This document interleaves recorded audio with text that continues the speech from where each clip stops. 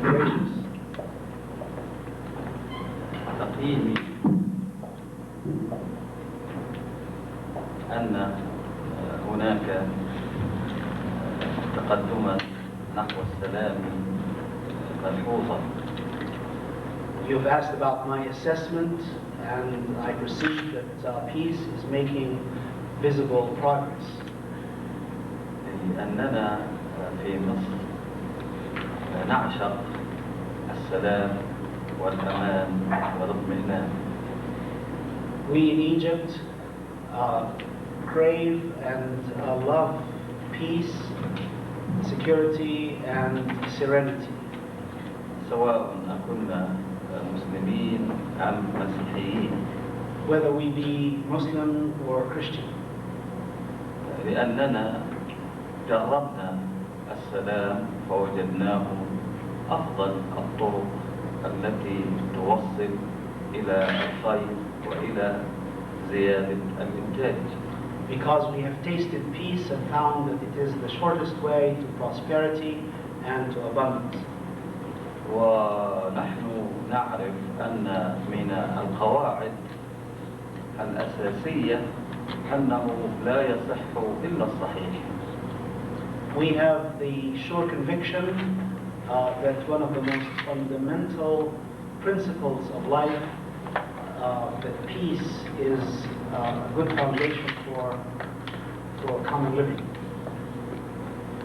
أما التطرف والتعصب والتخريب فيوجد من فئة قليلة في مصر. Whereas extremism, fanaticism can be found only among a few in Egypt. وهذه الفئة أنا شخصيا أعتقد بأنها في طريقها للاضمحلال. Personally, I believe that this handful is on its way to dissipation.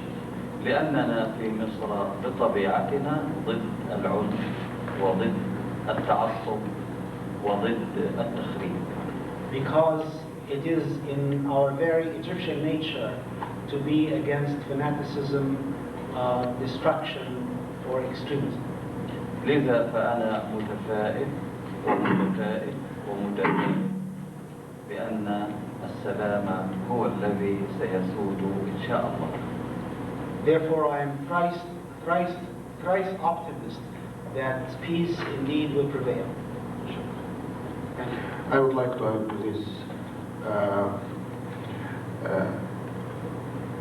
Since President Sadat made the Camp David agreement with Israel and between Egypt and Israel, the Egyptian people were very happy. It is true that some Arab countries were not happy at that time, but at present all Arab countries are following the same steps. And we are greatly in need of that peace. It is being supported all over the Arab world, and we are looking forward to the finalization of peace between Israel and Syria, and then the completion of peace arrangements with all the Arab countries joining together. As far as the extremism in Egypt, it has not been only in Egypt, but it has been also in some other countries. Trends of fundamentalism and extremism has been growing not only in the Arab world, but also in many other countries around the world. And maybe it has been the trend of the recent years in the 20th century, but there are different reasons for fundamentalism in different parts of the world. Fundamentalism has grown in the United States of America. There are different reasons than the growth of fundamentalism in Egypt. However, extremism, which is a part of fundamentalism, has shown up in recent years in Egypt. At first, Egypt tried to be peaceful with the issue. Egypt wanted to give them time for education, but apparently education has been taking a long time. Therefore, the Ministry of Interior had to take an action to stop extremism, and the situation now is very much under control. It's much better, and we're looking forward for great improvement in the years to come, or the months to come.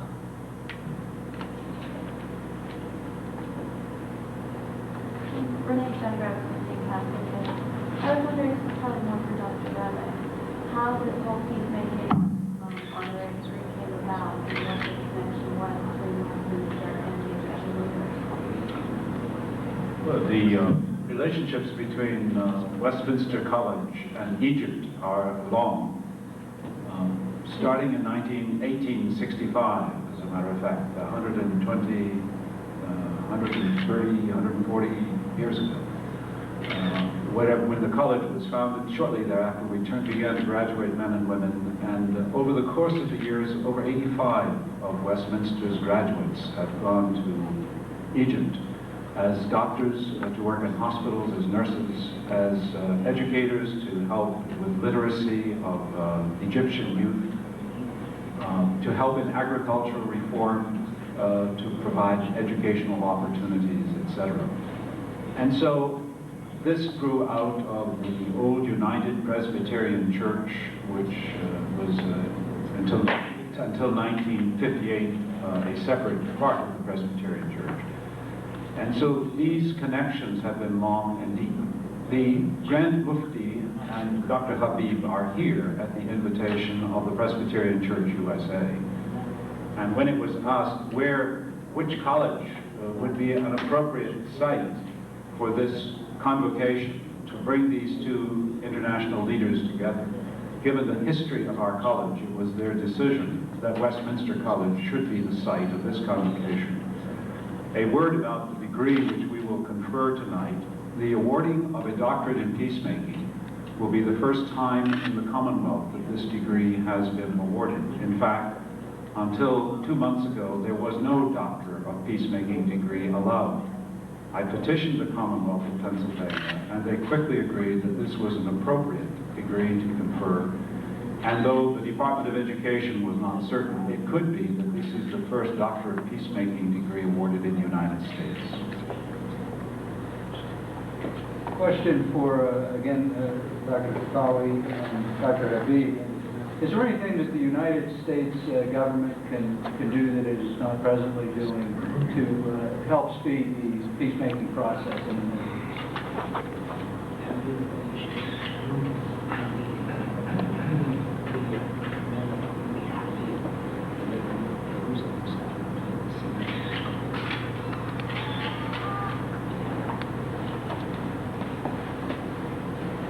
نحن في مصر نقدر الشعب الأمريكي والحكومة الأمريكية.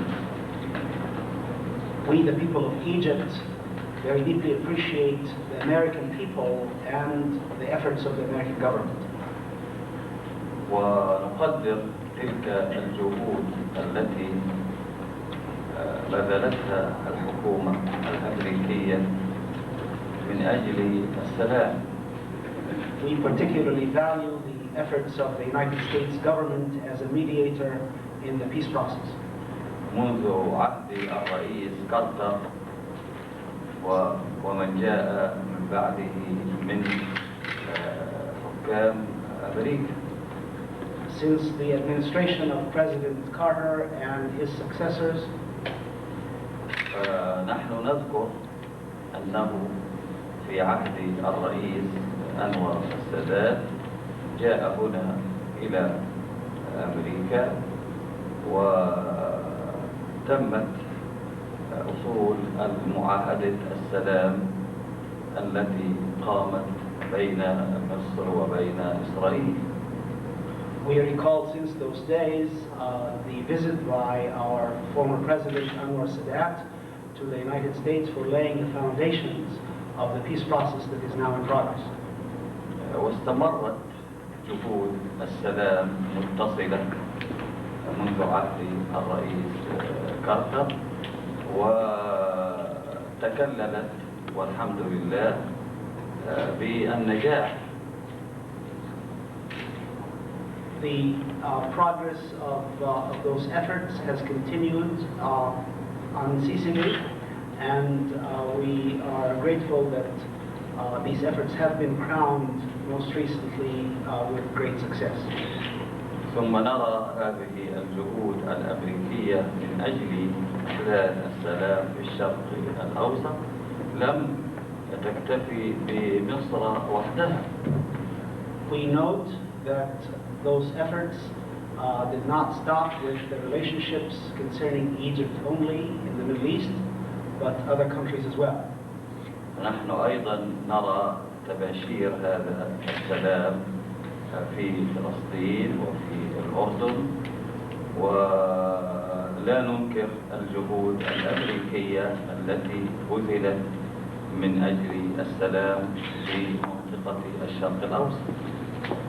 We note the first fruits of this peace in Jordan and in Palestine, and cannot deny the commitment or the efforts of the United States government and its role in the process. ونحن في مصر نشكر الجهود الأمريكية التي تكون من أجل خدمة السلام والاطمئنان بين الأمم. We wish to express our gratitude to the American people and to the American leadership for the role they have undertaken in moving forward the process of peace. ونحن نرجو المزيد ثم المزيد من هذه الجهود الأمريكية لنشر السلام في مناطق أخرى مثل البوسنة والهرسك وغيرها من الدول الأخرى. We look forward, we expect an intensification of these efforts toward peace to reach a peaceful resolution to the conflict in Bosnia, Herzegovina, and in other places that experience conflict at the present time. ونحن نريد أكثر فأكثر لأننا لا ننكر الوزن الدولي للحكومة الأمريكية. We do expect more because we cannot deny the international weight that is yielded by the American leadership. لذا فنحن مع تقديرنا للجهود الأمريكية نريد المزيد ثم المزيد من أجل نشر السلام في العالم وشكرا. So it is with appreciation for what the American government has done. We should expect more of it toward spreading peace in not only our area but in the world. Thank you.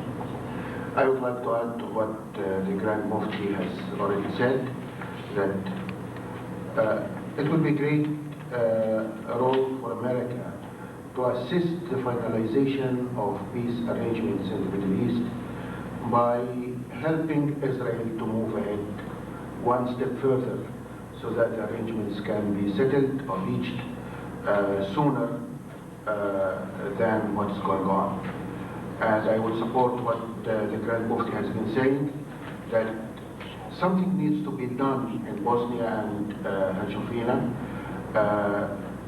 Until now, the world has not succeeded to take a step forward to help the people in Bosnia who are suffering, the innocent people of Bosnia who are suffering. And I think if the United States would take another step forward, something could be done, helping to bring peace to these people. Just a follow-up real quick. Both of you mentioned Bosnia. There has been calls there to lift the arms embargo and allow the Muslims there to defend themselves against the aggression. What's your thoughts on that? Should the arms embargo be lifted? I think it should be lifted because the people of Bosnia should have the right to defend themselves.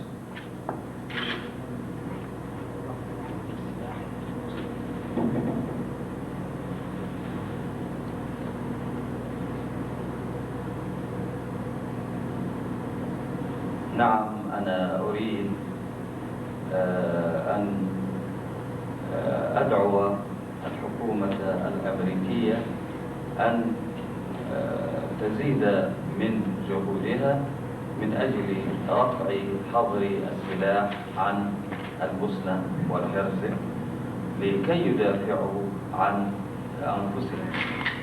فنحن عندما نتكلم عن السلام إنما نريد السلام الذي يخدم الحق ويخدم الفضائل ويخدم العدل. Yes, I would like to call upon the American government to extend greater efforts in lifting the arms embargo, the arms sales to Bosnia, so that the people of Bosnia may be able to defend themselves and be restored, because we believe that any effort toward peace ought to be based on truth and serving the cause of justice.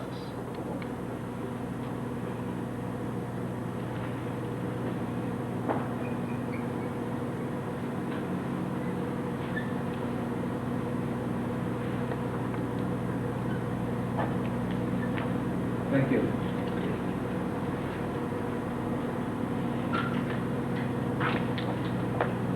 Renee, anything else?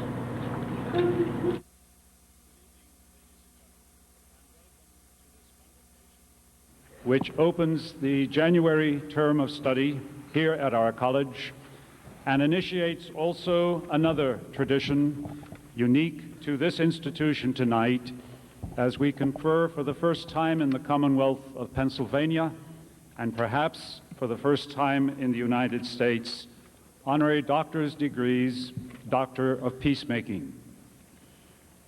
We begin our convocation this evening with opening prayer, and I have asked that the Reverend Dr. Victor Macari also pray with me, so that both our guests and all of you who are familiar to the English language, and to whom the English language is somewhat familiar to you, that you might all pray together. So let us please unite in prayer.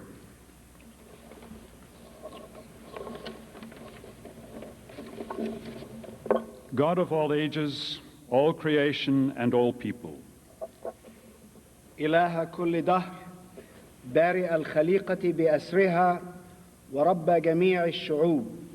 we thank you for your grace and goodness which have brought us together. نشكرك لأجل نعمتك وإحسانك اللذين أتيا بنا إلى هذا المكان. Tonight, in this place, on planet Earth, our shared home. في هذا المساء على هذا الكوكب البديع الذي نتجاور في سكناه.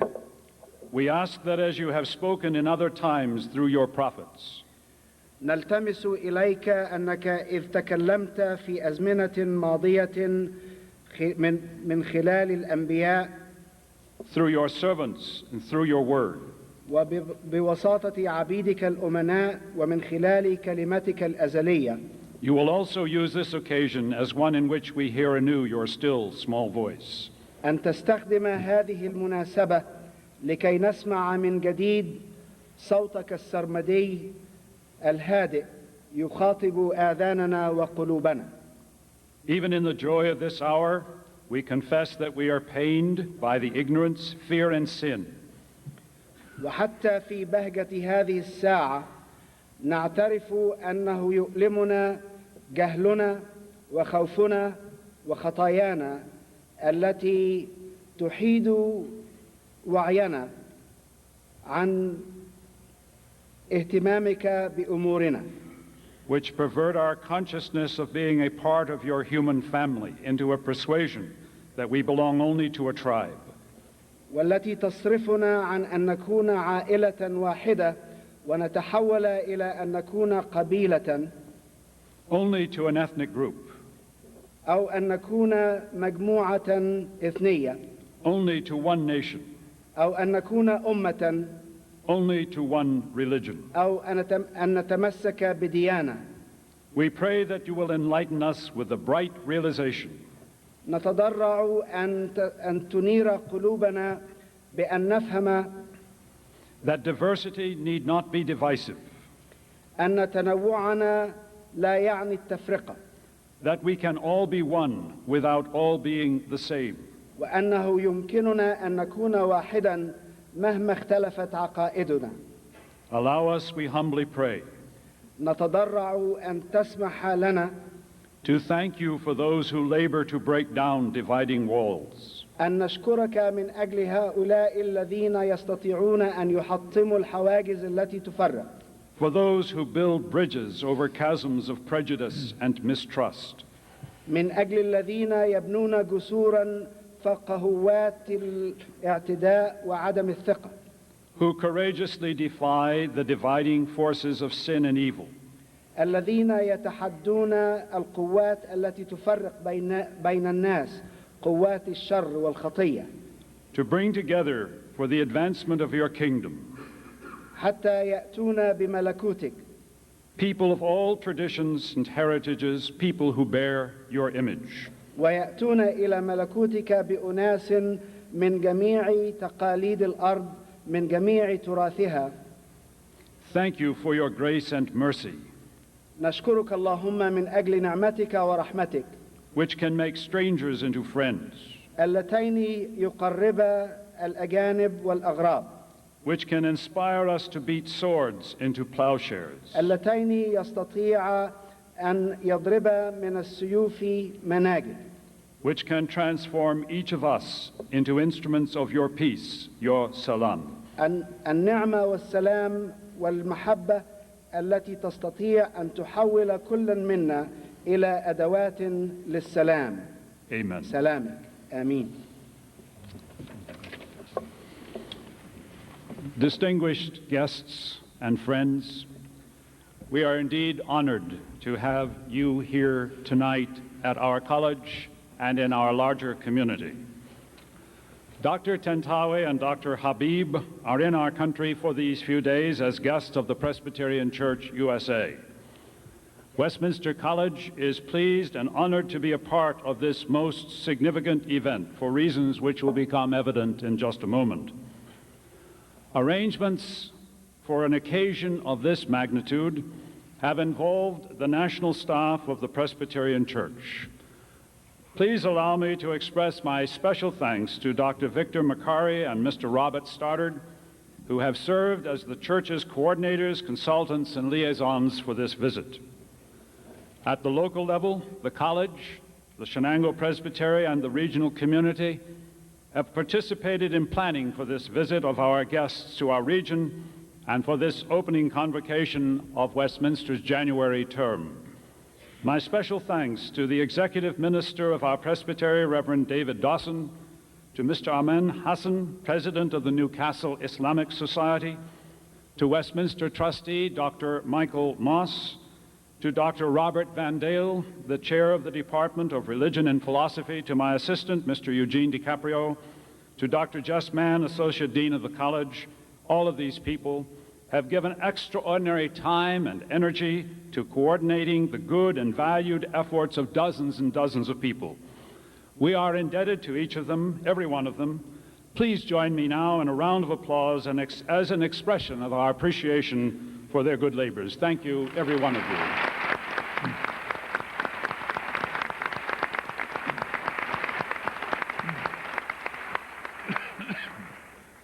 Allow me to comment ever so briefly on the Westminster-Egypt connection. And I am indebted for a not better understanding of this connection, indebted as I am to Reverend Willis A. McGill, graduate of our college, a servant of God, who for 40 years served in Egypt as an evangelist, theological educator, and administrator for the Presbyterian Mission in Cairo. It was about 10 years ago that Reverend McGill prepared and delivered an address on the Westminster-Egypt connection, and I'm borrowing heavily from his good work. But a word about Westminster and the mission effort that was associated with our college. This area was populated years and years ago by a group of Scottish, Irish Christians who came en masse to our area. There were two basic Presbyterian groups, the Associate Presbyterians and the Associate Reformed Presbyterians. They merged in 1858 and created, under the auspices of the United Presbyterian Church of North America, not only our college, Westminster, even a few years before 1858, but also Muskingum and Monmouth, Stirling and Tarkio, all institutions which gave expression to the faith of these United Presbyterians. There was a strong missionary emphasis in our church. A vast majority of the United Presbyterian missionaries in Egypt came from these 5 colleges. I believe it is good for our students and for all of us to be reminded of what great contributions come from people who have walked these grounds as we walk them, who are still inspired by the vision and faith heritage that inspired them.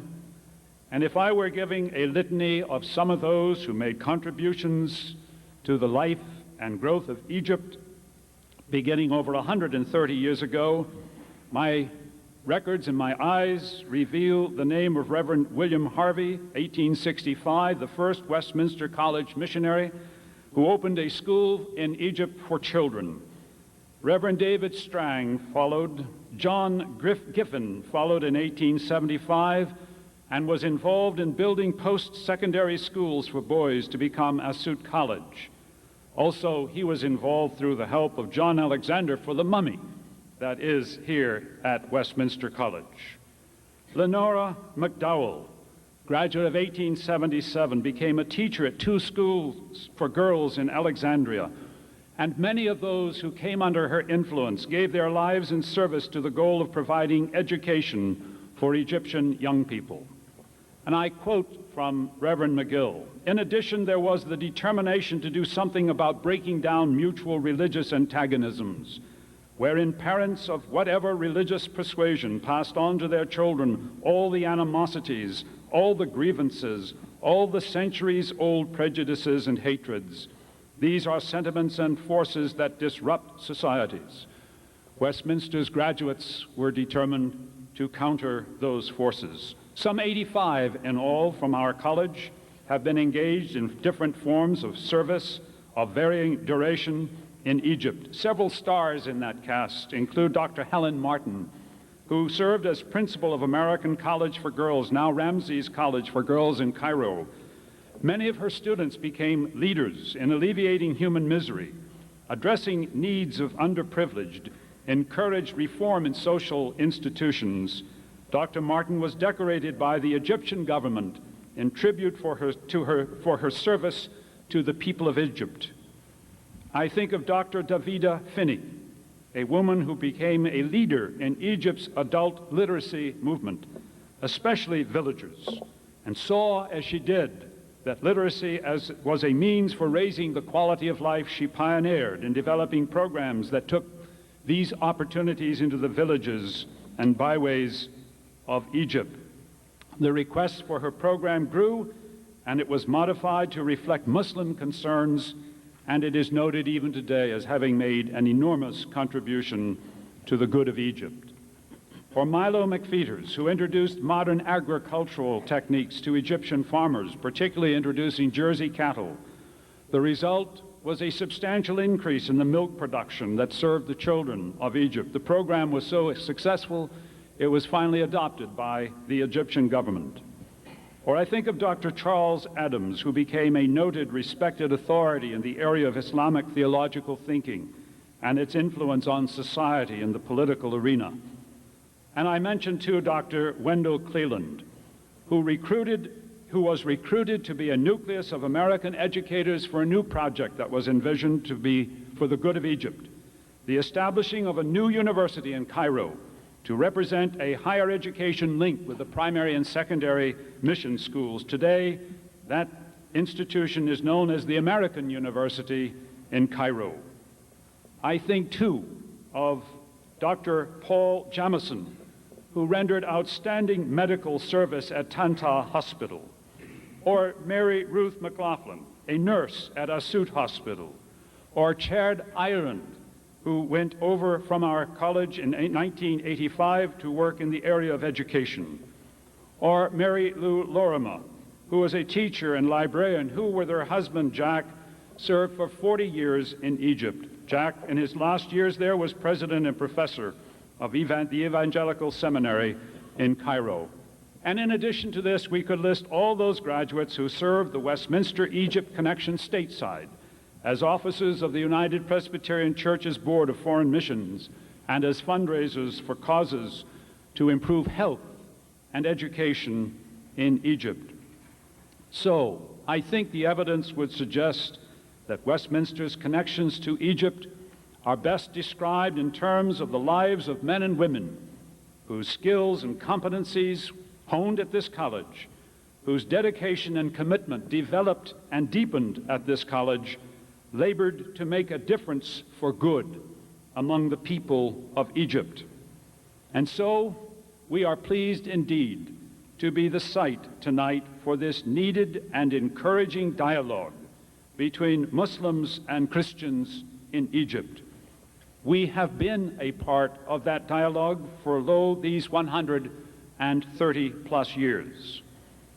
And so on this occasion, we are pleased to recognize tonight two religious leaders for their remarkable, courageous initiatives designed to break down mutual religious antagonisms. Men who have committed themselves to striving to promote mutual understanding, mutual respect. Men who are committed to promoting peace, salam. I would ask at this time that the degree recipients please to rise.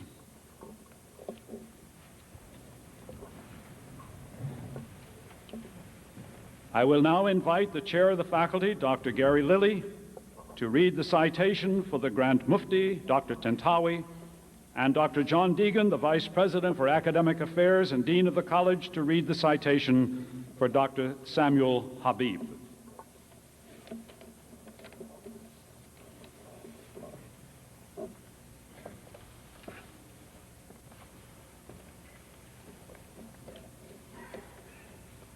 Dr. Muhammad Syed Tantawi, with admiration for your broadly recognized and acclaimed scholarship in Islamic studies, whereby you have become a most important voice in the affairs of Egypt, with respect for your educational leadership and service, as a faculty member, achieving the rank of professor at Osal el-Din College, as Dean of the College of Islamic and Arabic Studies, as an author of numerous books, especially your 15-volume work on the intermediate interpretation of the Holy Quran, and as rapporteur of the Committee of Promoting Professors in the Interpretation and Tradition at Al-Azhar University.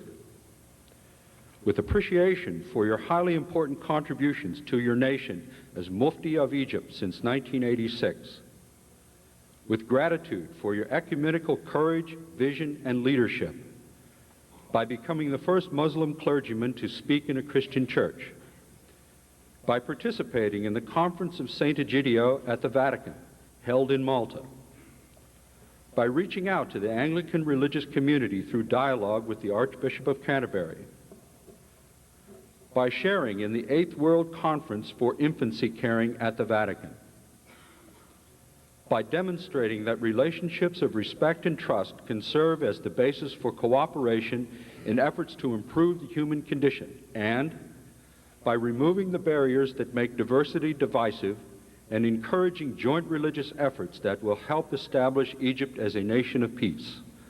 Now, therefore, I present you to President Oscar E. Remick for the conferring of the honorary degree Doctor of Peacemaking.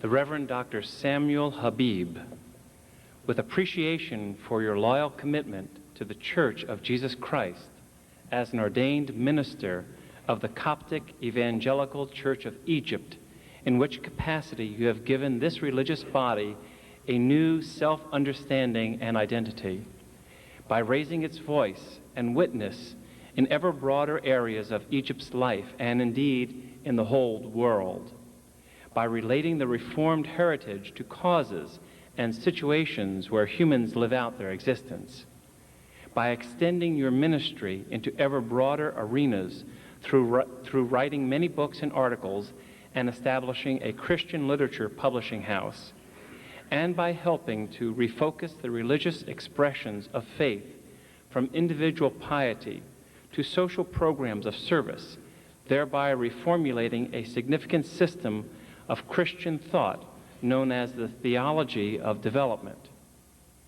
And with admiration for your uncommon vision and leadership as director of the Coptic Evangelical Organization for Social Services, a cause which has attracted worldwide acclaim, through initiating not only an organization, but rather a movement of compassion for the people of Egypt, and through developing a social gospel for the improvement of over 200 communities and elevating the sense of human dignity on the part of their citizens through economic development, family planning, building roads, providing electricity, erecting schools, initiating reforestation programs, establishing agricultural experimentation efforts, and building centers for rehabilitation of the mentally and physically disabled.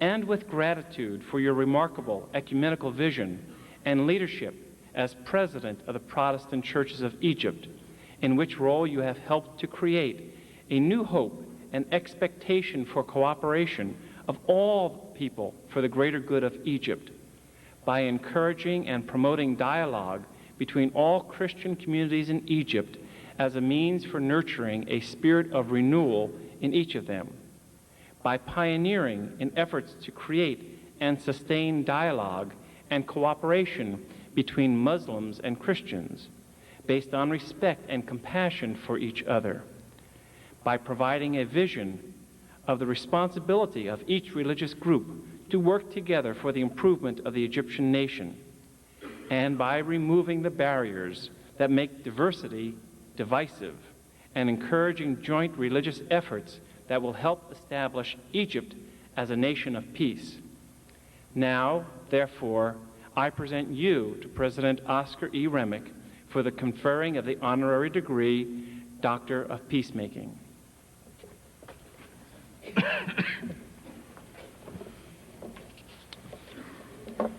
By the power vested in me by the Board of Trustees, and in accordance with the laws of Commonwealth of Pennsylvania, I do hereby confer on each of you Dr. Mohammed Saeed Tantawi and Dr. Samuel Habib, together and simultaneously, the degree Doctor of Peacemaking, with all rights, honors, privileges, and responsibilities pertaining thereto.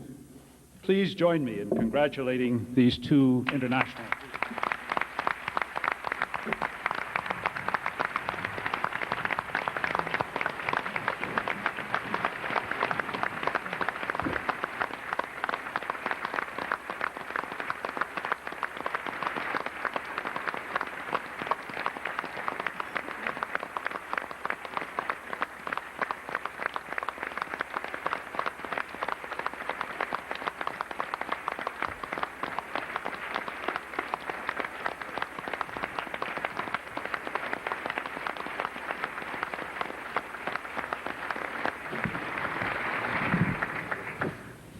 I now invite the honorees to deliver their respective responses.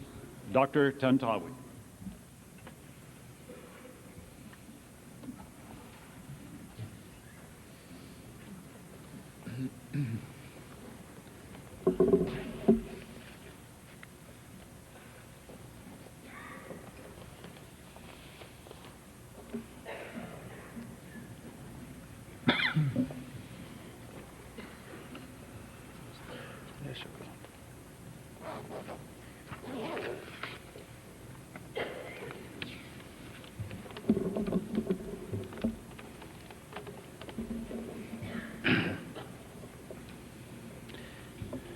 Bismillah ar-Rahman ar-Rahim.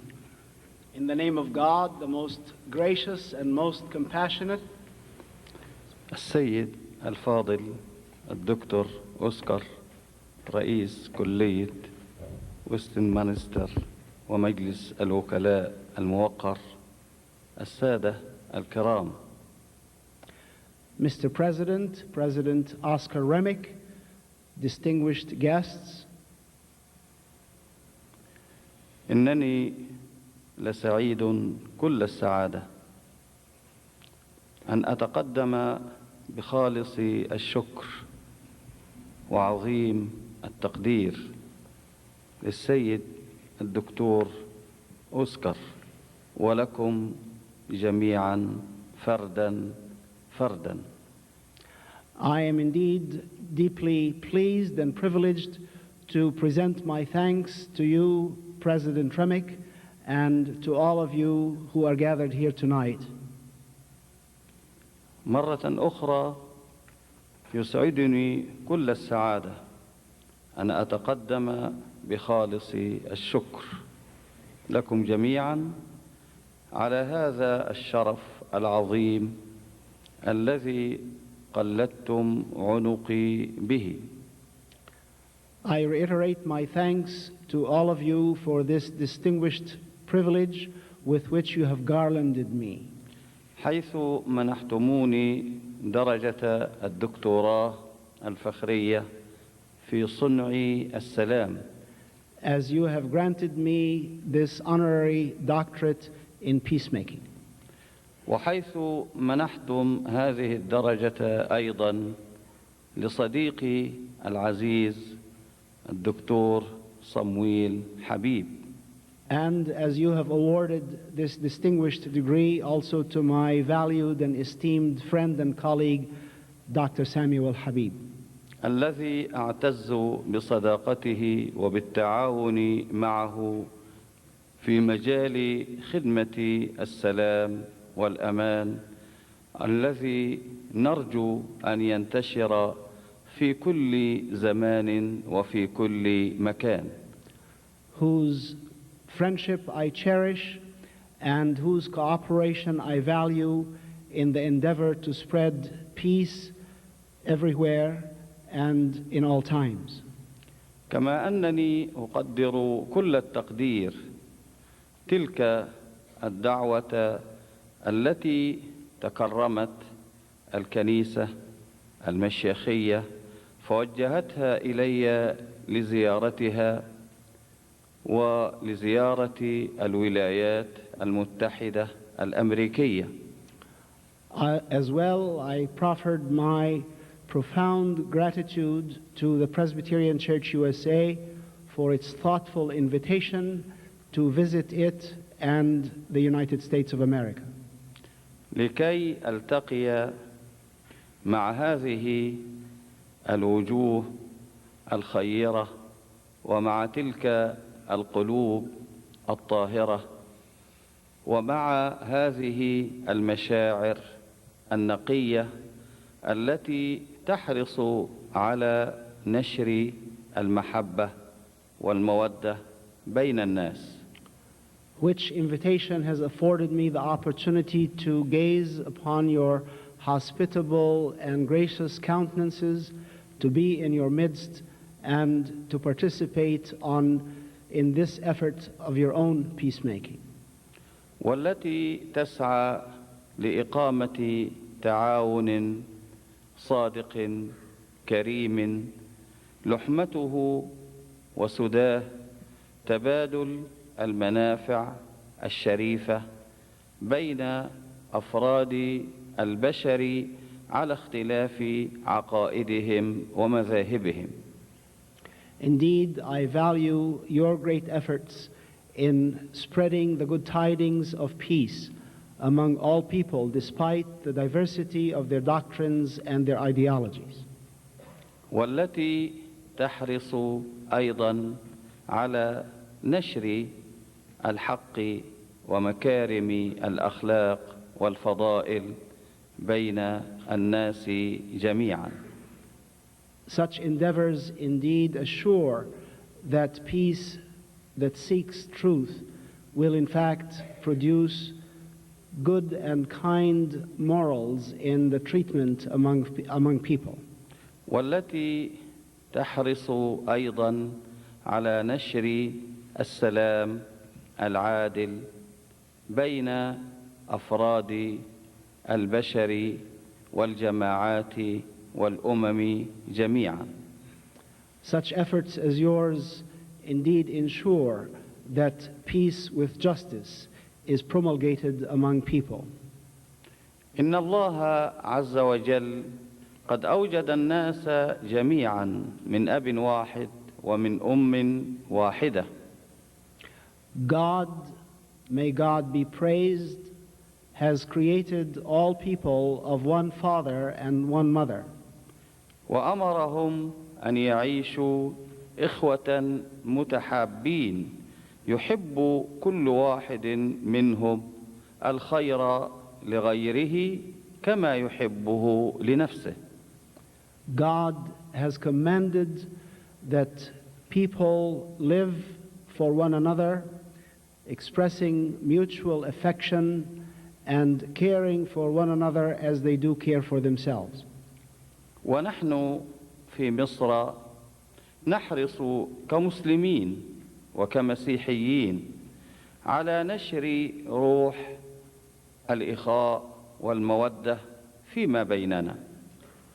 We in Egypt, whether Christian or Muslim, take care to promote among ourselves the mutual affection and brotherhood.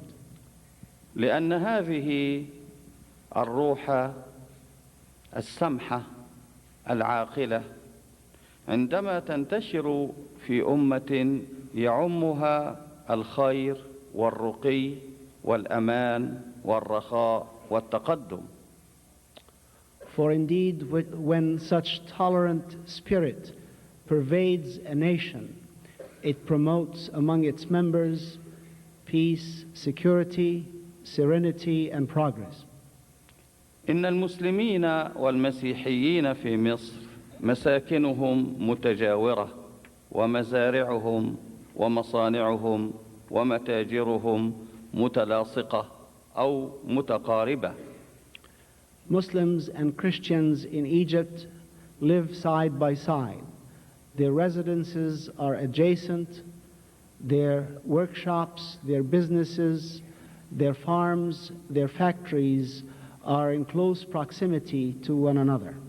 وتجمعهم جميعا مصالح مشتركة. They are joined together by common interests and concerns. لأن الخير الذي يأتي إلى مصر لا يأتي للمسلمين وحدهم أو للمسيحيين وحدهم وإنما يأتي للجميع. For when prosperity comes to Egypt, it is not the exclusive property or possession of either Muslims or Christians, but to all Egyptians. وكل من يحمل الجنسية المصرية فله من الحقوق وعليه من الواجبات مثل ما لغيره. Everyone who bears the Egyptian citizenship has a claim to the same rights as others and has the same obligations as others.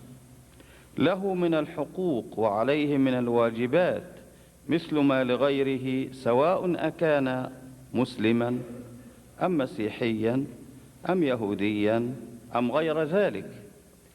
Citizens enjoy the same rights and have the same obligations equally as members of that nation, whether they be Muslim, Christian, Jewish, or otherwise. لأننا نؤمن أن أبناء البلد الواحد يتساوون في الحقوق والواجبات. Because we believe indeed that the children of the same country are equal in rights and duties. فلكل إنسان عقيدته التي اختارها. Each person is entitled to his or her own choice of doctrine. والعقائد لا تباع ولا تشترى. And doctrines are neither for sale nor for purchase. ولا إكراه أو إجبار عليها. There is no coercion in the matter of faith. لأن الإكراه على العقائد لا يأتي بمؤمنين صادقين مخلصين وإنما يأتي بمنافقين كاذبين. Coercion in doctrine does not produce genuine believers. Indeed, the opposite, only hypocrites and liars. ومن الآيات القرآنية التي أكدت هذه الحقيقة قول الله تعالى لا إكراه في الدين. And among the Quranic verses that confirm this reality is God's command that there should be no coercion in religion. إن علماء الدين الإسلامي في مصر وعلماء الدين المسيحي في مصر أيضا يتعاونون فيما بينهم تعاونا أخويا صادقا من أجل نشر روح المحبة والمودة والسلام. Christian as well as Muslim scholars in Egypt cooperate together in spreading peace, love, and amenity among people. يتعاونون من أجل نشر روح المحبة والمودة والسلام لا في مصر وحدها بل في كل أنحاء العالم. Scholars cooperate in the service of not only Egypt but in promoting the cause of peace throughout the world. وهم يفعلون ذلك لأنهم جميعا يعتقدون اعتقادا راسخا أن الأديان السماوية أنزلها الله عز وجل لسعادة الإنسانية جمعاء. Scholars collaborate in this manner so that because they do understand well that heaven-inspired religions are given for the well-being and happiness of humankind. الأديان السماوية جميعها أنزلها الله عز وجل لسعادة الناس لا لشقائهم. All heavenly religions are given by God for the happiness of humans, the happiness of people, and not to be a burden upon them. أنزلها لأمنهم لا لخوفهم. They are given for their security and not to generate fear among them. أنزلها لسرورهم لا لحزنهم. They are given to generate joy in their hearts and not to produce misery for them. أنزلها لتقدمهم لا لتأخرهم. They are given so that they may advance and make progress and not to be set back. أنزل الله تعالى الأديان السماوية للتعمير لا للتخريب. God, may God be praised, has given heavenly religions so that there can be building up and not destruction. للإصلاح لا للإفساد. For the purpose of reform and not for the service of corruption. للتقريب لا للتفريق. To bring people together and not to divide them. للفضائل لا للرذائل. To promote virtue, not vice. للحب لا للحقد. For love and not for hatred. وفي كثير من المناسبات الدينية والوطنية يلتقي المسلمون والمسيحيون ليتبادلوا التهاني فيما بينهم. On many religious and civil occasions, Christians and Muslims come together in order to exchange good wishes. وليتناولوا الطعام سويا وليجددوا الإخاء فيما بينهم.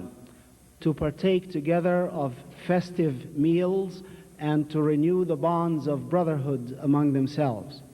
وليعلنوا عن كل ذلك عن طريق المحاضرات والندوات التي تعقد في الأماكن الدينية وغير الدينية.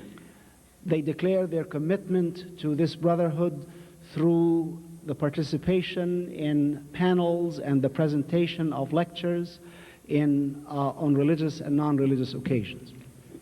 وأنا شخصيا كان لي شرف التحدث من فوق منبر الكنيسة الإنجيلية بمصر الجديدة بالقاهرة. I myself had the privilege of speaking from the pulpit of the Evangelical Church in Heliopolis at Cairo.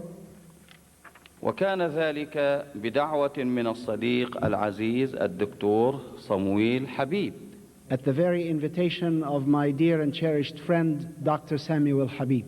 راعي هذه الكنيسة وبحضور المئات بل الآلاف من الإخوة المسيحيين ويشاركهم في ذلك إخوانهم المسلمون. And also by invitation of the pastor of that church in the presence of hundreds, yea thousands of Christians joined by their fellow citizens, the Muslims. وليس هذا الإخاء الصادق بين المسلمين والمسيحيين في مصر ليس وليد هذه الأيام فحسب، وإنما هو موجود منذ مئات السنين.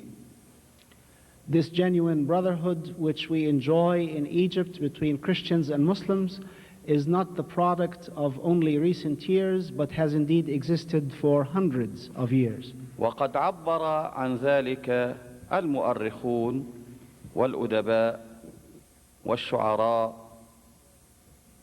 Historians, writers, and poets have expressed their reality in their writings. ولنستمع إلى ما قاله أمير الشعراء أحمد شوقي رحمه الله، وهو شاعر العصر الحديث، في رثائه للمرحوم بطرس غالي باشا منذ ما يقرب من 100 سنة. Let us listen, for example, to the words of the poet laureate, the prince of poets of modern Egypt, Ahmad Shawqi, in the delivery of a eulogy at the occasion of the funeral of Butrus Ghali Pasha, that is the grandfather of the present Secretary General of the United Nations and former Prime Minister of Egypt. فقد قال في قصيدة طويلة: أعهدتنا والقبط إلا أمة بالحق واحدة تروم مراما. He said in a long poem, and I quote, "Have you not known us and the Muslims to be anything less than one nation, seeking the common purpose and seeking the common destiny?" نعلي تعاليم المسيح لأجلهم ويوقرون لأجلنا الإسلام. For their sake, we Muslims lift up the teachings of Christ, and for our sake, the Christians reverence Islam. الدين للديان جل جلاله لو شاء ربك وحد الأقوام.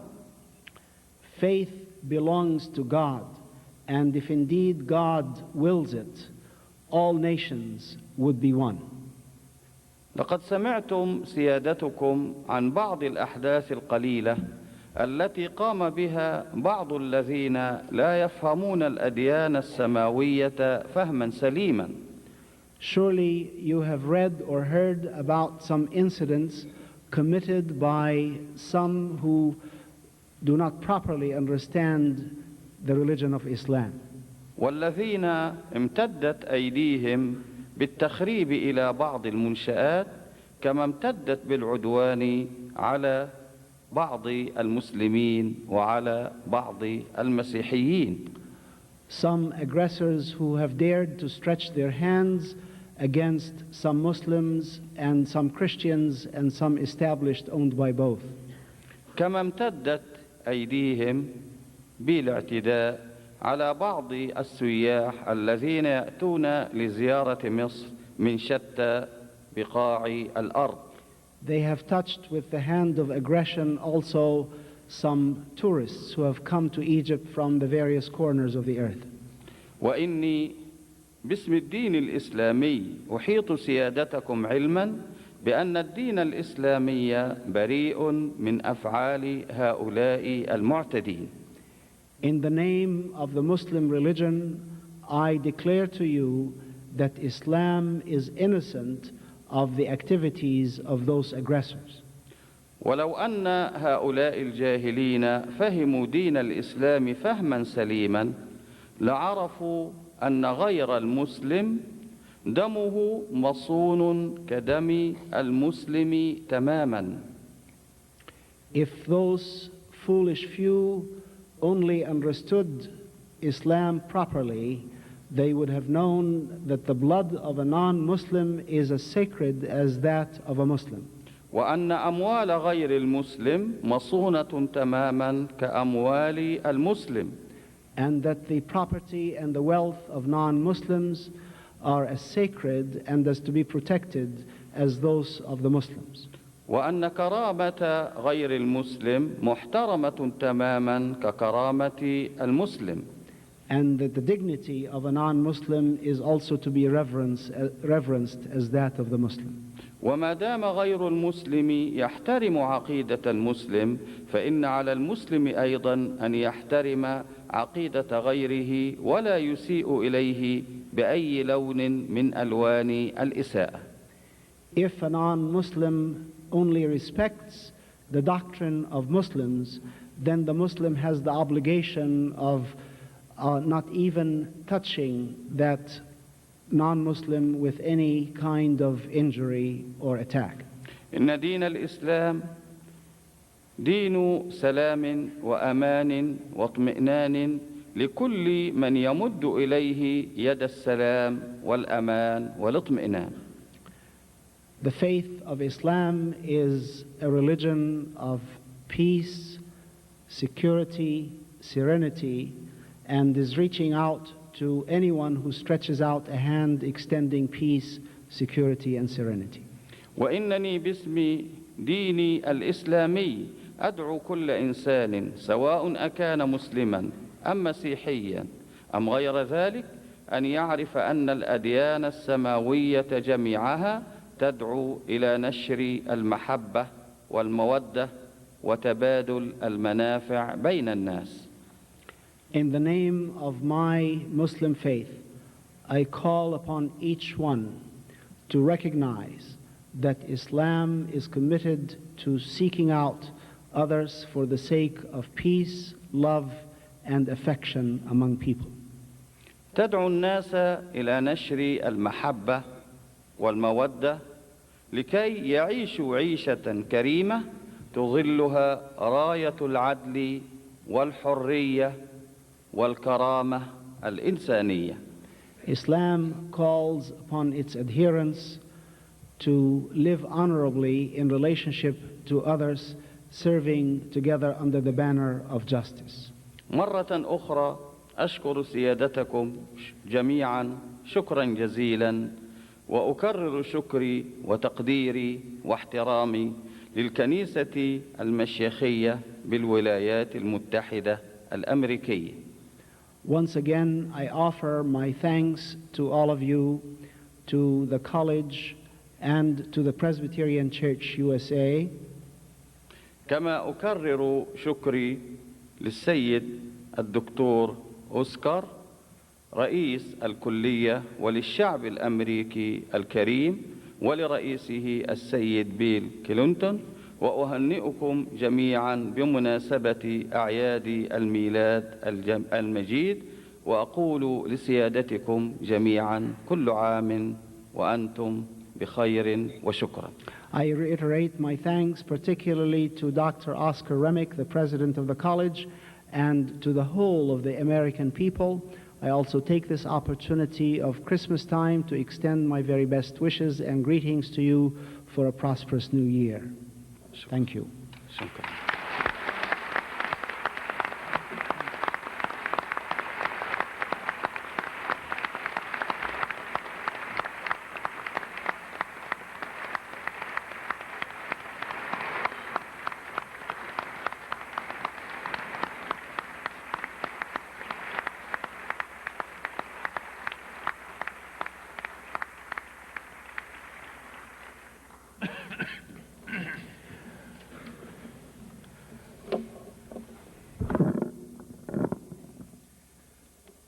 Dr. Oscar Remick, members of the Board of Trustees, distinguished guests.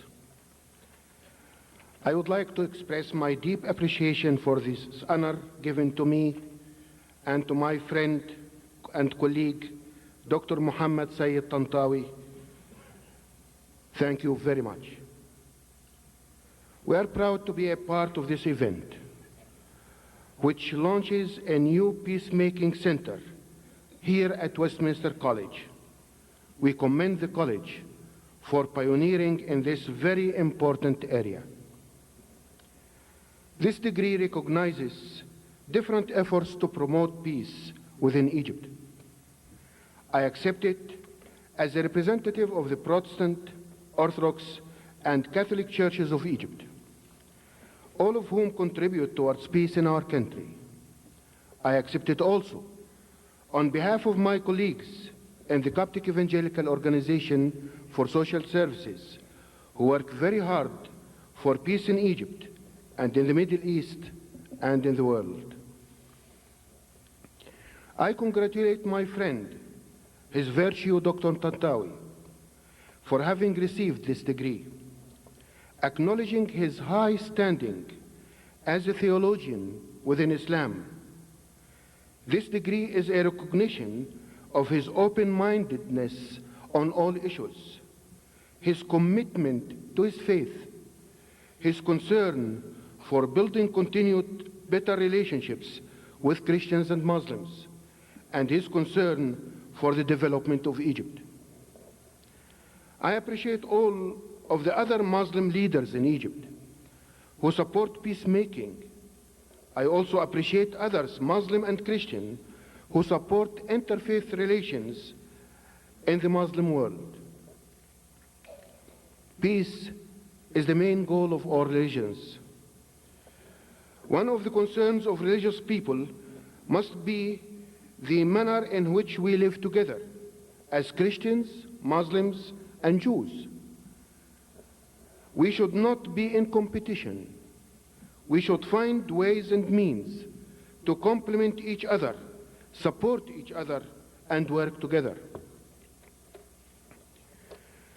Dialogue between leaders of different religions is very important at this time in history. Through dialogue, we can come to understand each other and understand each other's beliefs. A concern for people is something that we find at the heart of every religion, especially a concern for the poor and marginalized people, and the abolition of oppression, injustice, and evil. We also find obedience to God at the heart of every religion. I would like to say something also about extremism. What you have already heard from my colleague Dr. Tantawi, it's my conviction that extremist events you have heard about Egypt do not represent Islam. Both Islam and Christianity advocate peace, understanding, and respect for other people and their beliefs. Christianity in Egypt is flourishing. The Orthodox Church, which began during the 1st century, the Protestant churches, and the Catholic churches, all are growing. The Egyptian people are people of great faith, whether Muslim, Orthodox, Protestant, or Catholic. Islam and Islamic organizations are also growing. Sharing our common belief in God and His love for all people, we will work together for the good of all the people of Egypt. There are great needs that the Egyptian community must serve. We must bring together all efforts for the good of the people without any segregation, helping women and men of all faiths to work together to develop our country. We are committed to work, Muslims and Christians together, to build our nation, supporting the unity of our country, serving together with people in need. We have joined hands, Christian and Muslim societies, in joint activities. This has met with great success. The Coptic Evangelical Organization for Social Services, CEOS, the society of which I am responsible, has pioneered in presenting Christian-Muslim programs in Egypt, where leaders of both faiths have come together to talk, to study, and to plan. Other programs have been offered to bring Coptic leaders and Orthodox leaders, Coptic Orthodox leaders, Catholics and Protestants together. I would like to take this opportunity to announce that CIOS is planning to establish a Center for Islamic and Christian Studies in Cairo, Egypt. The new center will focus on the development of Egypt and will provide an ongoing forum where people of different faith can discuss theological questions regarding God, unity, and the world. In this way, partnership between churches and mosques will be created to raise the quality of life of the Egyptian community. I want to express my gratitude to the Presbyterian Church USA, particularly to the Reverend James Andrews, stated clerk of the church, to the Reverend Dr. Clifton Kirkpatrick, Director of Worldwide Ministries, and to the Reverend Dr. Victor Macari, who coordinates the church's relationship with the churches in the Middle East and South Asia. It is the Presbyterian Church that invited the Mufti and myself to come to the United States, accompanied with Mr. Ragab al-Banna, President of Dar al-Ma'arif, the largest publishing house in the Middle East, and the editor-in-chief of the largest weekly known as October magazine, and my wife. We have had a long and mutually beneficial relationship with the Presbyterian Church in the USA and have enjoyed partnership with other American churches as well. Many thanks also to many people who participated in preparing the program and itinerary for our visit, and especially to Mr. Ahmed Maher Sayed, the Egyptian ambassador to the United States, and Mrs. Sohair Zaki, Consul General of the Egyptian Embassy in New York City, who's present with us in this meeting. I want also to express appreciation to the Dr. Harry Ebers and Dr. Robert Studders, who have also put great effort in preparing for our itinerary during our visit in the States. I would like to close by repeating my thanks to Dr. Oscar Remick and Westminster College, and by expressing the hope that efforts of all who work for peace will bear fruit and flourish. By the end of my talk, I would like to take this occasion on behalf of the Grand Mufti of Egypt and myself to present to Westminster College a wall rug, an Egyptian wall rug, that is made especially for this occasion to be used in Westminster College. I want to present it to Dr. Oscar Remick.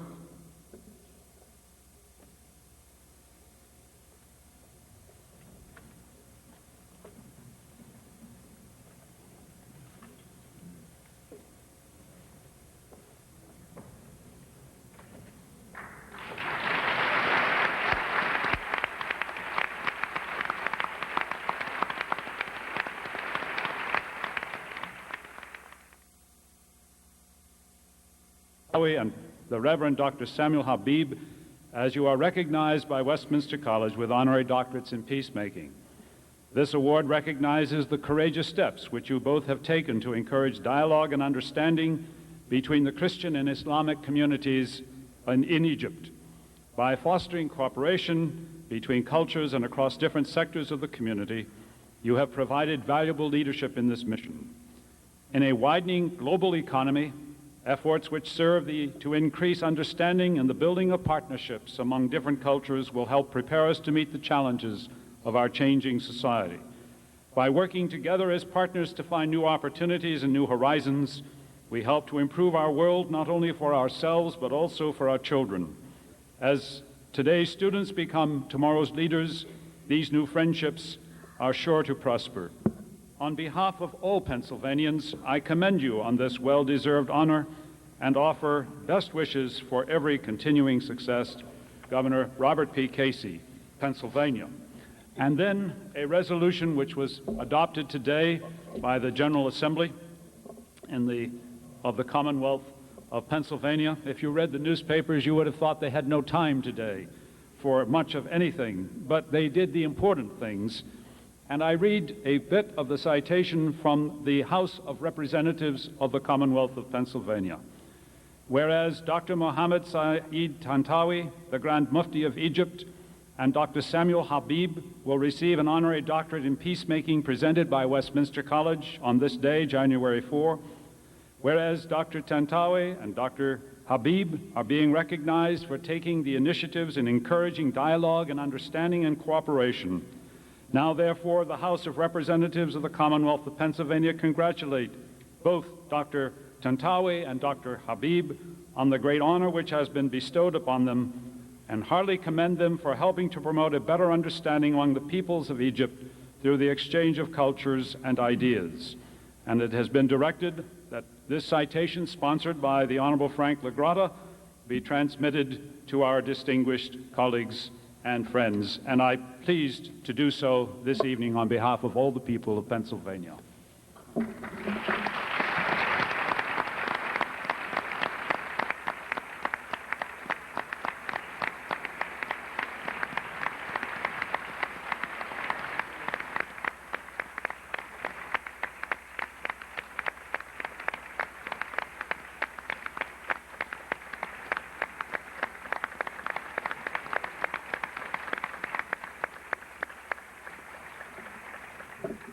And now, while our panelists prepare to ask some questions of our distinguished guests to discover where realities and ideals come together, I will present to you our trustee who will moderate the panel, Dr. Michael Moss, and for his introductions and preparation for the questioning of our guests.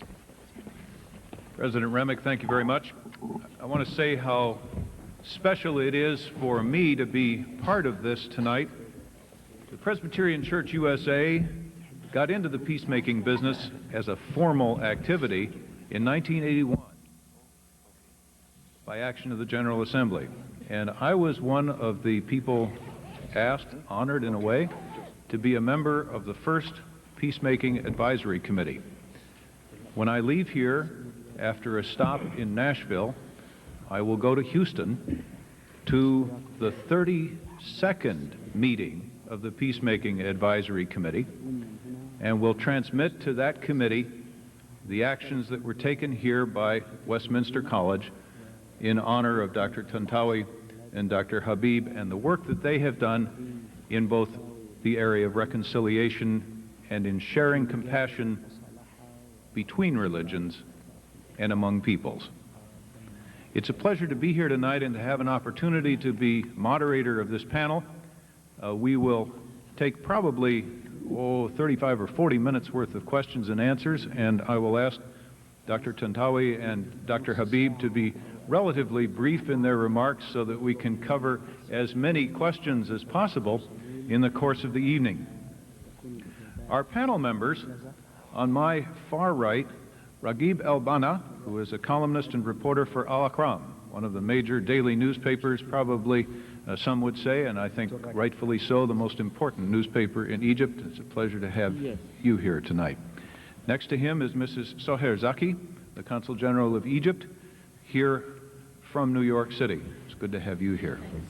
You've already met Dr. Habib, Dr. Victor Makari, and Dr. Tantawi. On my far left, Dr. Verena Botzen-Hartvia, whom many of you in this community know well, Assistant Professor of History at Westminster College, specializes in American foreign relations. Next to her is Amen Hassan. Mr. Hassan is President of the Islamic Council of Newcastle and an Education Secretary for the Islamic Council of Pittsburgh. And next to me, Mr. John Craig, Editor and Vice President of the Pittsburgh Post-Gazette, arguably the most important newspaper in this part of the world.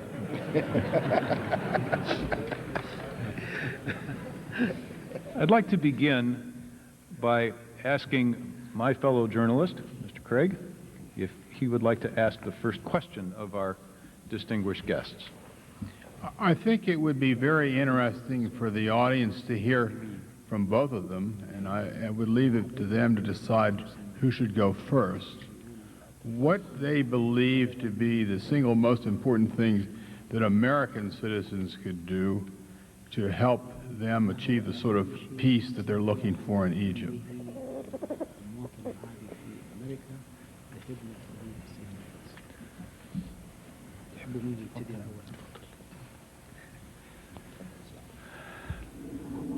السلام اسم من أسماء الله عز وجل. Peace is one of the holy names of God. May God be praised.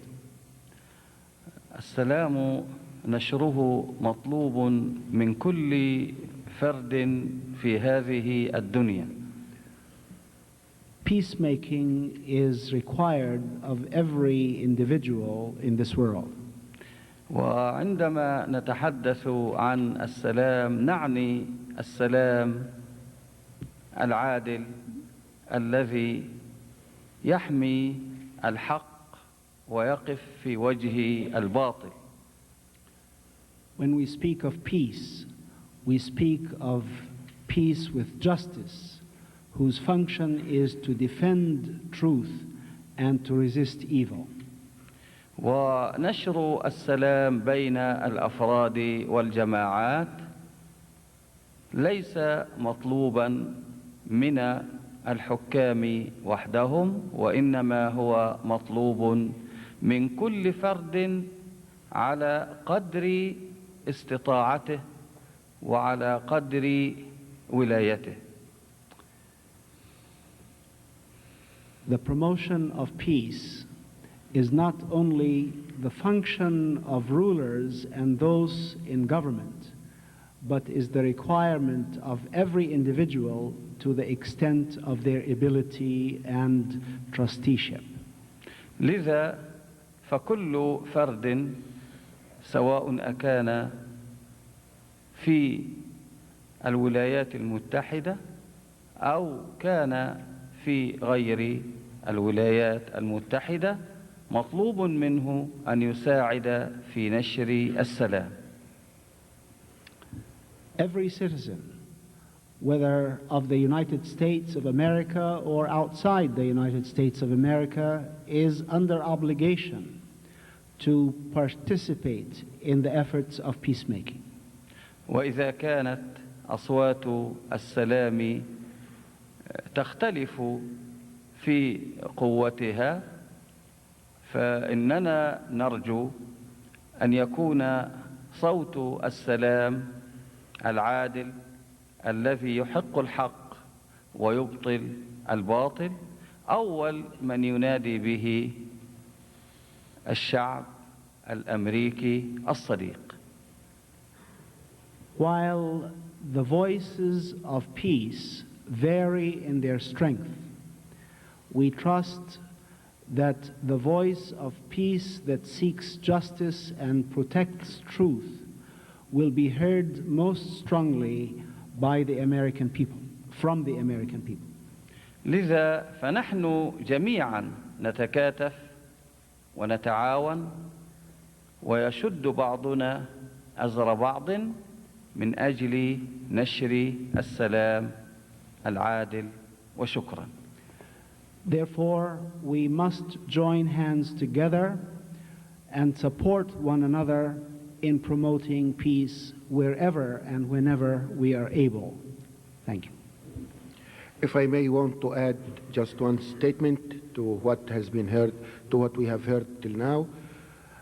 I think the United States is in a place to help finalize the peace settlement in the Middle East.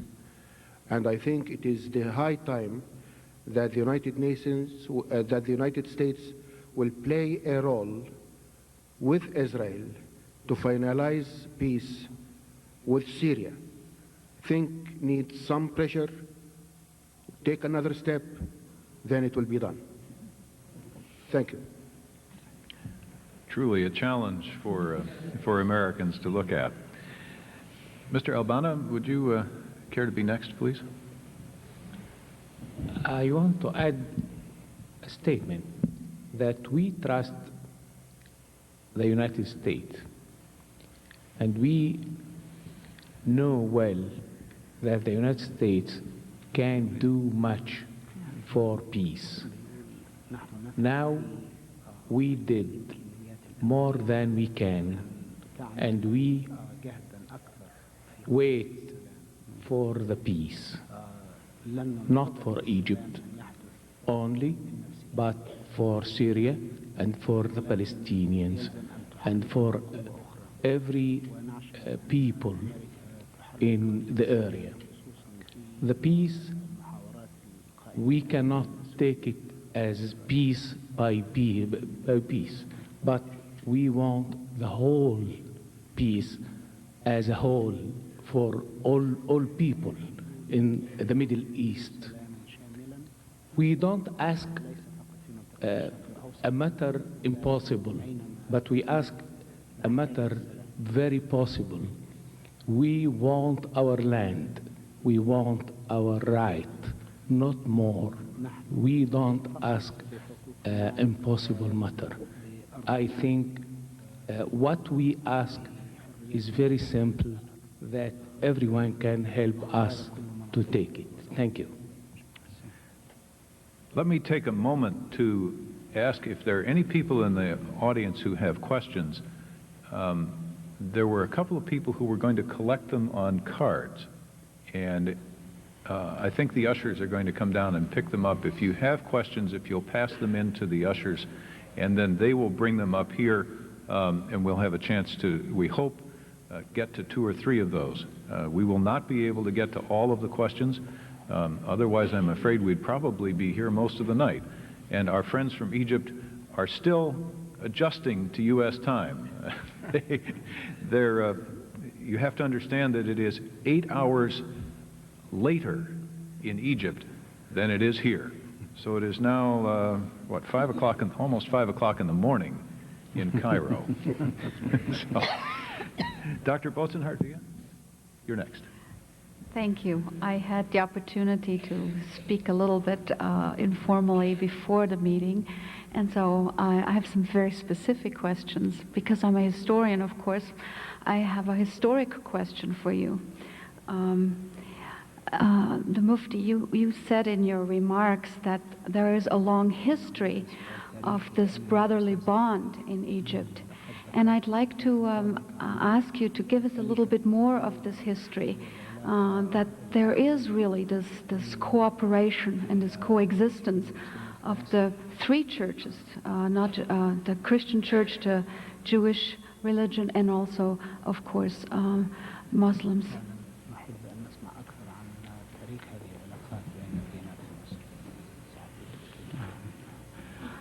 تاريخ العلاقة بين المسلمين والمسيحيين في مصر تصل إلى 1400 سنة. The history of relationship between Christians and Muslims in Egypt is 1,400 years old. ومنذ ذلك التاريخ ونحن كمسلمين ومسيحيين نعيش على أرض واحدة. Since that time, we Christians and Muslims live on the same land. وتظلنا سماء واحدة. We are covered overhead by the same sky. ونستنشق من هواء واحد. We breathe the same air. وهذا ثابت منذ عهد الخلفاء الراشدين. This has not changed since the time of the caliphs, successors of the Prophet. منذ عهد عمر بن الخطاب. Since the time of Umar ibn al-Khattab. منذ عهد الدولة الأموية. Since the Umayyad dynasty. منذ عهد الدولة العباسية. And the Abbasid dynasty, منذ عهد الدولة الأيوبية، since the Ayyubite dynasty, منذ عهد المماليك، since the time of the Mamluks, منذ تلك العهود السحيقة، ونحن نعيش على أرض واحدة. throughout that history that spans all these years, we share the same turf, وتجمعنا جميعا المصالح المشتركة، and we are joined together by common goals and common mutual benefits. وسنبقى هكذا بإذن الله إلى الأبد. And it is our commitment to continue in that bond forever. وشكرا. Thank you. Let me take a question from the audience. This question, and actually this question was one that came to my mind, or at least one similar to this. Dr. Tantawi, you said that religion should not be coercion. The questioner asks, then do you renounce the well-known classical Islamic concept of jihad, holy war, as it says here? Jihads have been declared and threatened over and over again, perhaps most recently against the author of the Satanic Verses, Salman Rushdie. How is your statement consistent with this?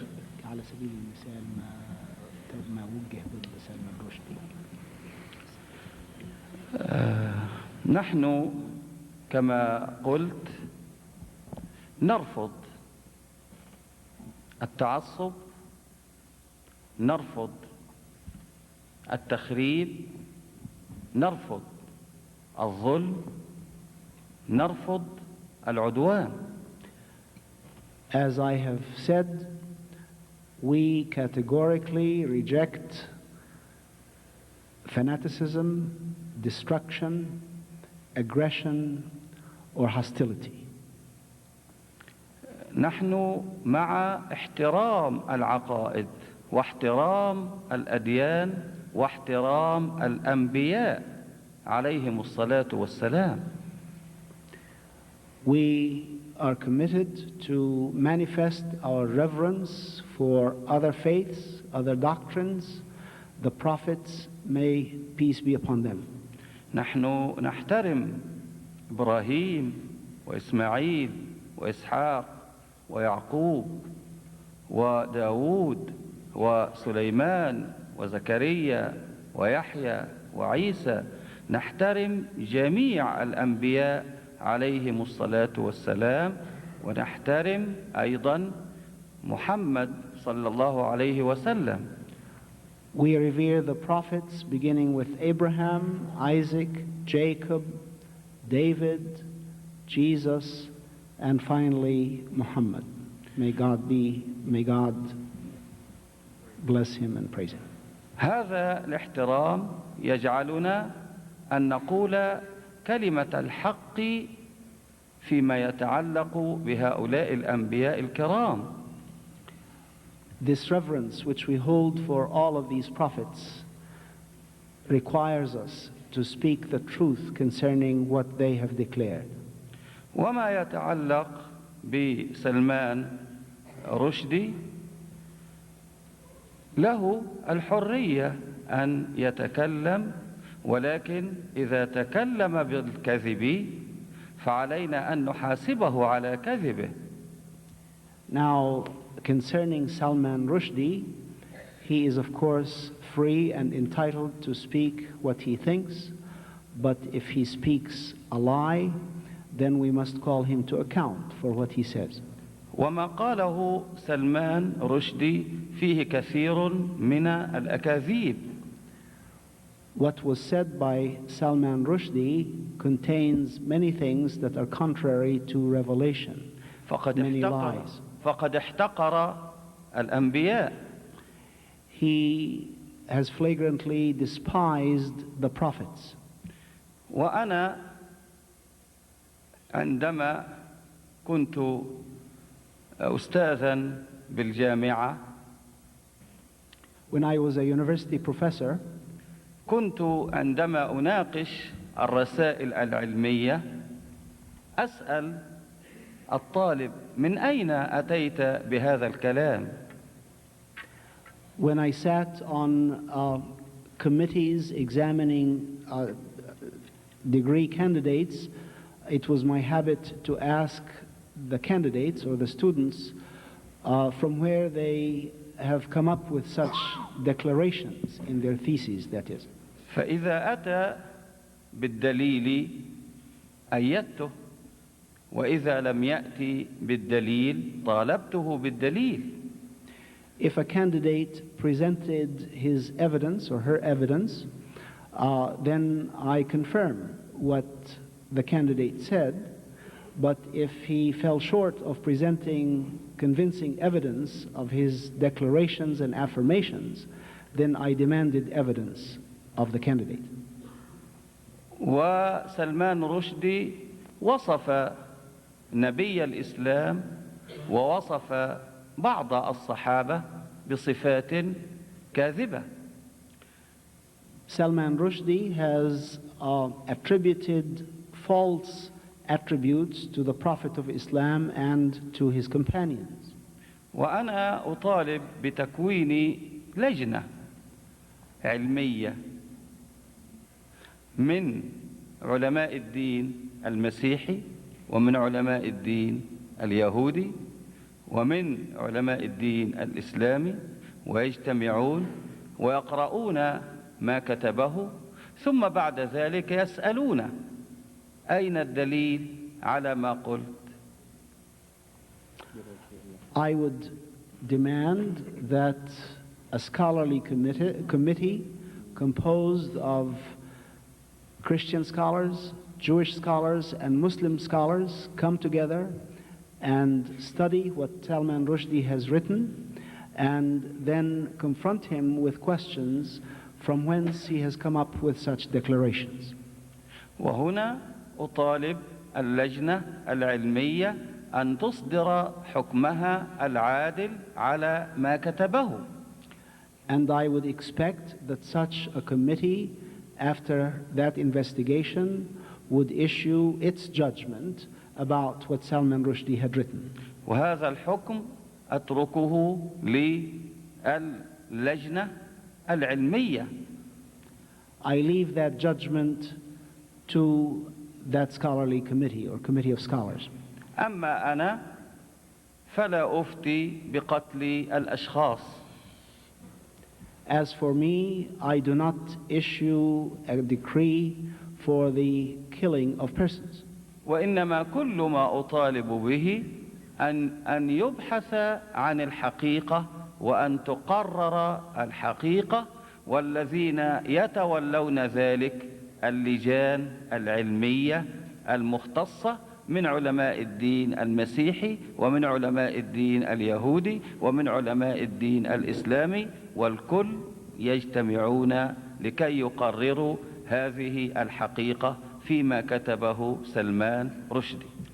What I would ask is that the matter of judging such a person and his writings be left to a committee of scholars, as I mentioned earlier, composed of Christian scholars, Jewish scholars, and Muslim scholars, to come up with their own judgment after investigating reality and inquiring of the facts. لأنه إذا كانت كرامة الإنسان العادي يجب أن تحترم، فمن باب أولى كرامة الأنبياء يجب أن تحترم.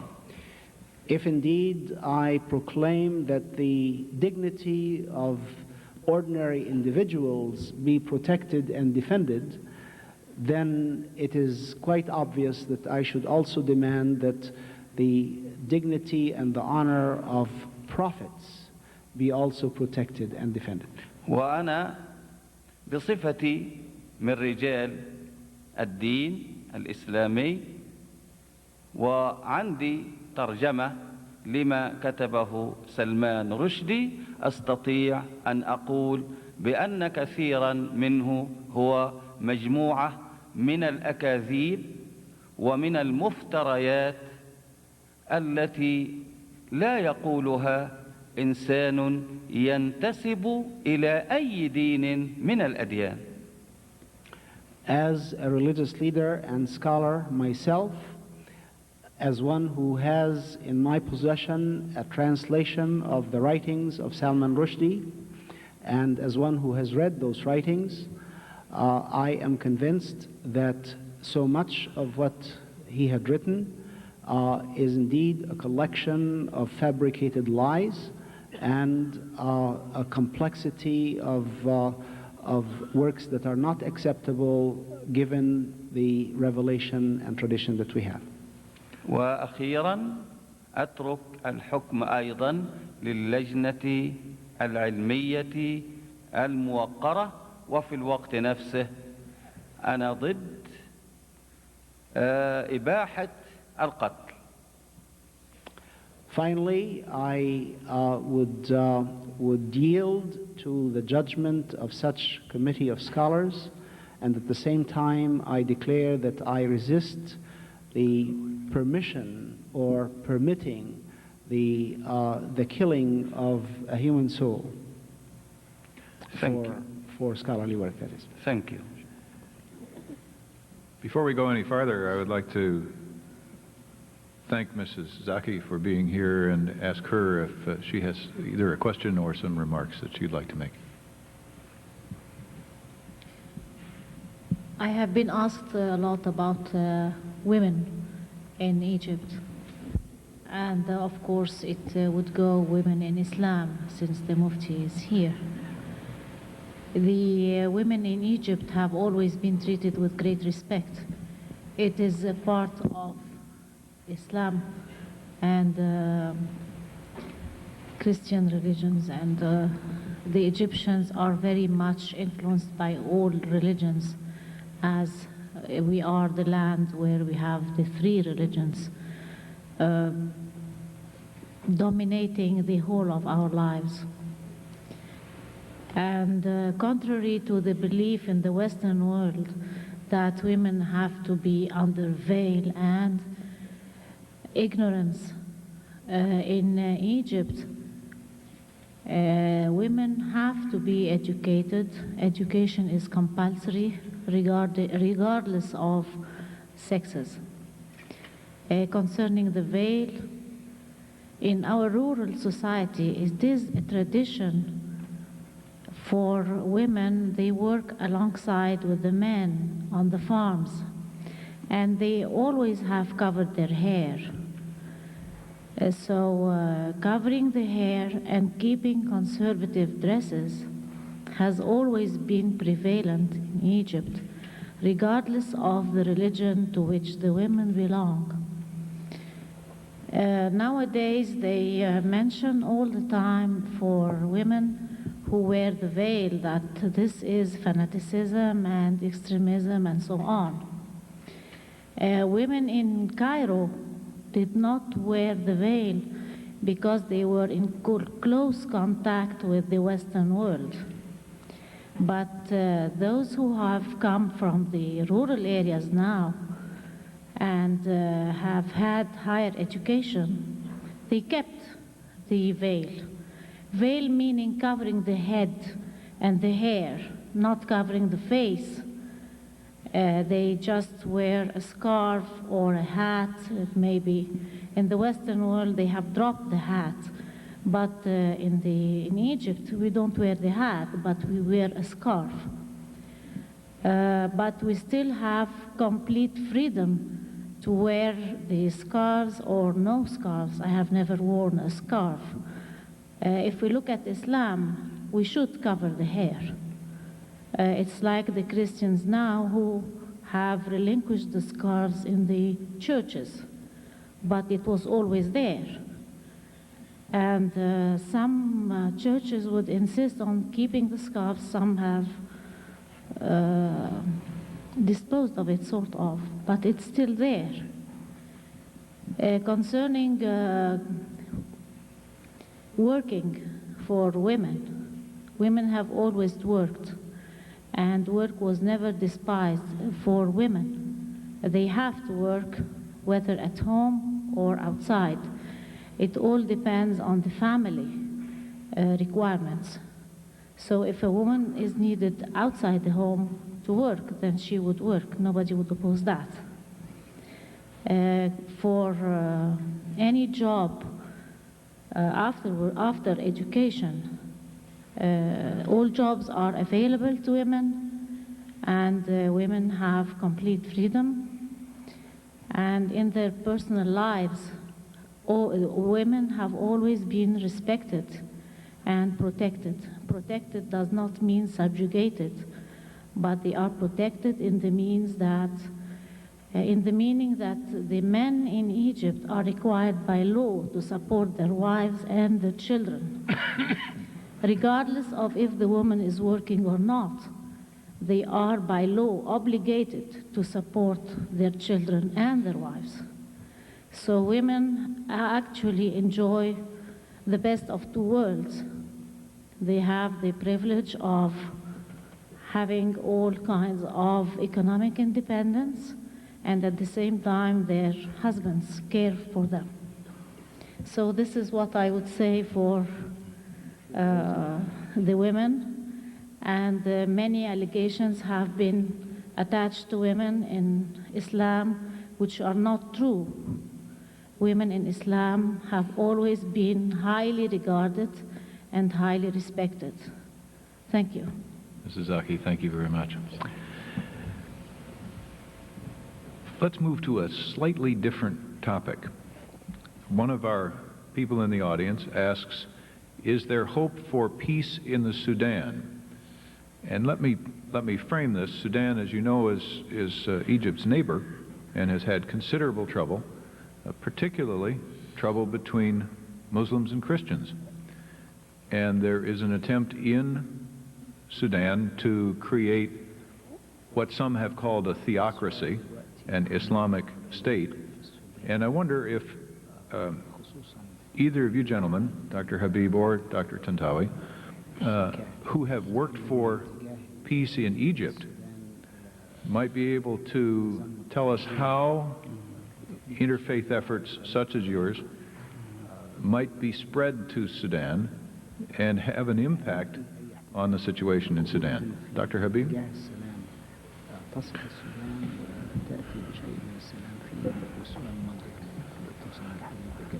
I like always to be optimist. Sometimes the realities of life and the realities of the situations do not assist optimism.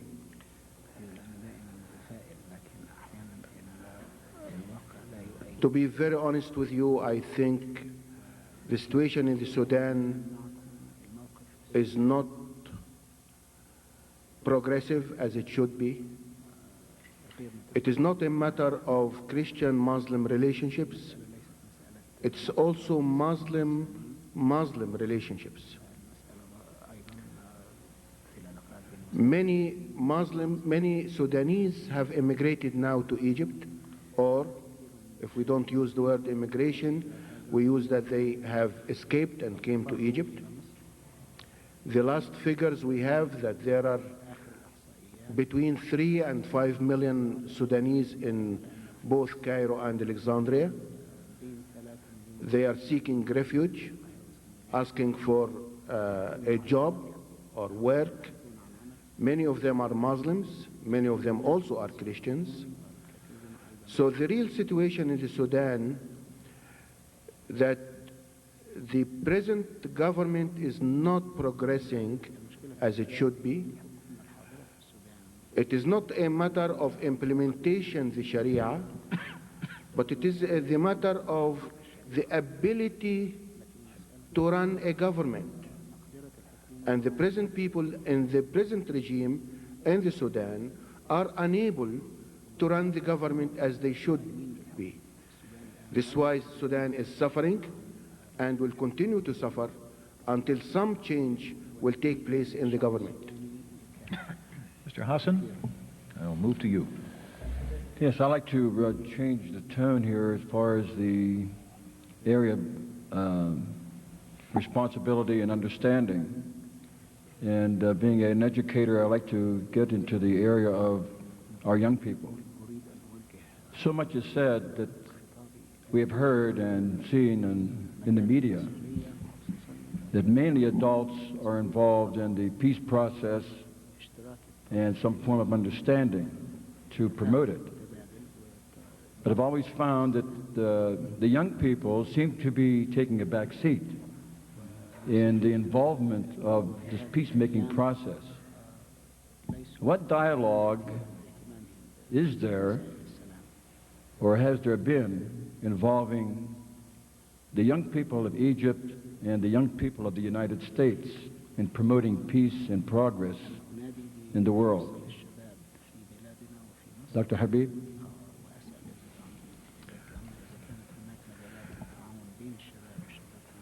Well, there are many efforts at present involving the young people towards peace. At present, there are many young people who come from the States in big groups to Egypt to help and serve and work in different communities wherever they are asked to do. It is also our concern that the young people study and work towards developing peace relationships between different religions. Especially with young people, there is more openness, more courage to advocate activities working together in different parts of Egypt at present, and within the programs in which I am involved. We get young people, young men and young women getting together, Muslim and Christian, doing similar activities, working together to develop the country. I think there is a lot that's being done in this area, especially with young people. I'd like to add just another point to that. Would there be any dialogue that's actually occurring at this moment with the young people of the United States and this type of venture in peacemaking? You mean between Egyptian young people and the United States young people? Yes. Nothing of this kind that's to have a dialogue this way, nothing official of that sort at present, that's to my knowledge, to the best of my knowledge. But there are relationships with the churches, such as this relationship coming on this trip with the Grand Mufti and myself, visiting with some churches and meeting with groups in the States. Same thing when some people come from the States, they come and visit with the mosques, with Al-Azhar University, with other groups in Egypt, wherever they are, building good relationships and better understanding. Another question from our audience, Dr. Tantawi. Will Egypt permit the freedom of religion according to the United Nations Charter? For example, does a Muslim have the freedom to become a born-again Christian without retaliation in Egypt? السؤال بيقول هل يسمح الآن في مصر أن تطبق حقوق الإنسان كما أصدرتها الأمم المتحدة؟ وعلى سبيل المثال، هل يجوز لمسلم أن يعتنق دينا آخر أو أن يعتنق المسيحية دون خوف من الاضطهاد؟ خلال حديثي ذكرت الآية الكريمة لا إكراه في الدين. In my talk, I quoted the honorable verse from the Quran that there is no coercion in religion. وهذه الآية هناك عشرات الآيات القرآنية يؤيدها. If that is one verse, there are tens of other verses that support the same idea. وأيضا من هذه الآيات القرآنية قول الله تعالى فذكر إنما أنت مذكر لست عليهم بمسيطر. Another such verse, for example, is a command to the Prophet that you are only one who reminds and recalls to the conscience of people what they need to believe, but you are not to dominate what they believe.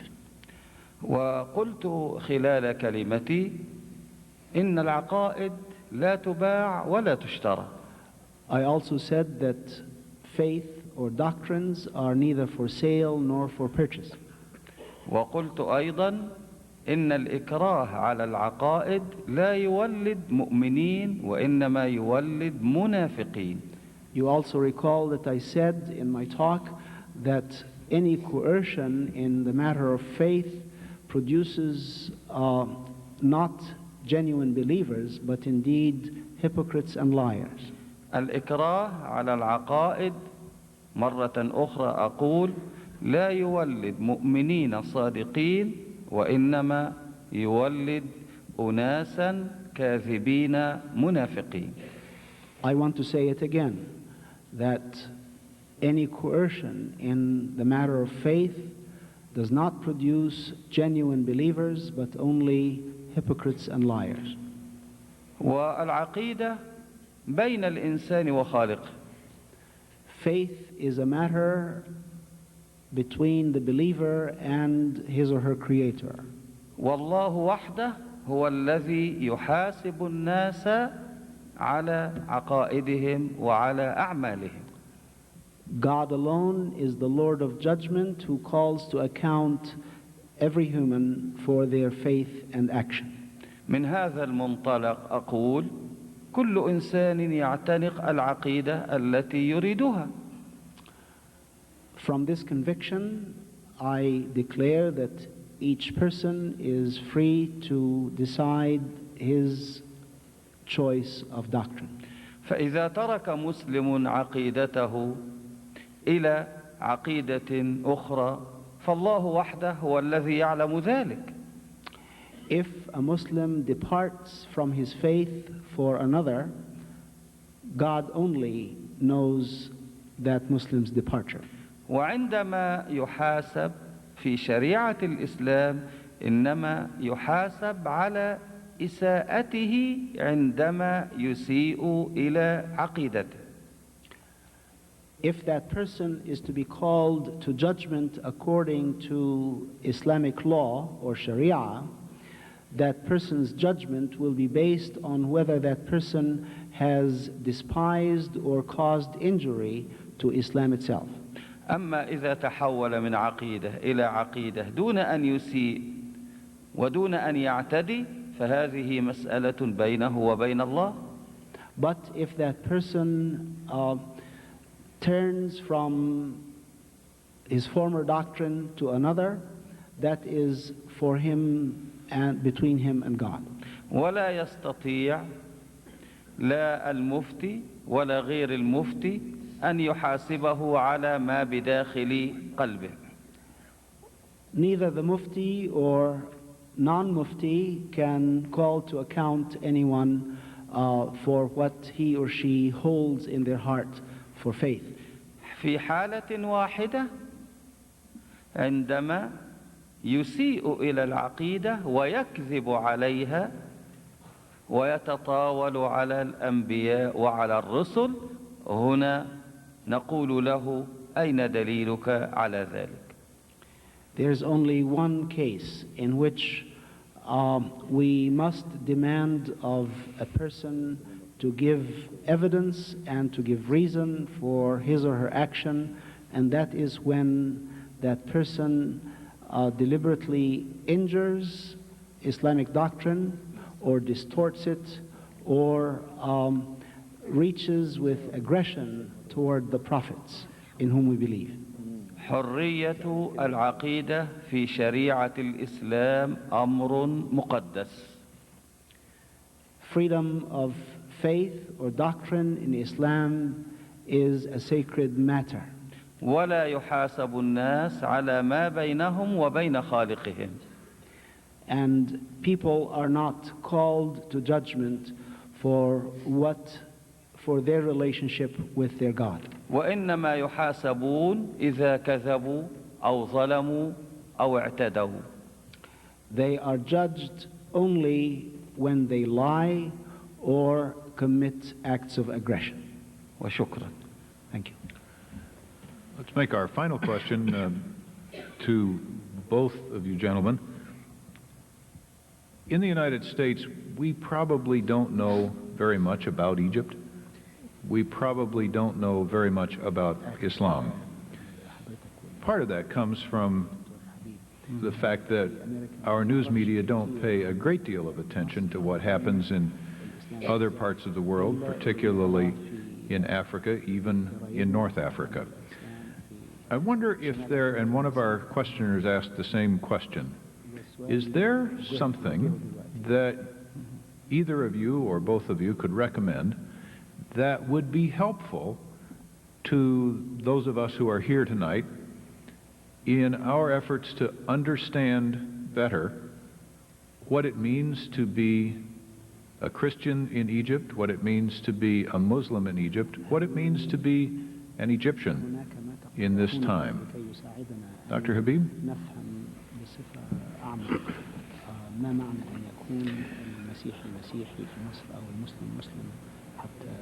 To be an Egyptian means to be a citizen of Egypt concerned for the good of others. The main concern is to build up the loyalty to God, the feeling and relationship, building up the brotherhood and sisterhood of the people together, working together, collaborating together for the good of the country. At the same time, a Christian will know his uniqueness as Christian. A Muslim will also know his uniqueness as Muslim, but at the same time, each one will respect the other, and each one will work with the other for the good of the nation. I hope I understood your question. If I didn't answer your point of view, just let me know. Let me add one clarifier.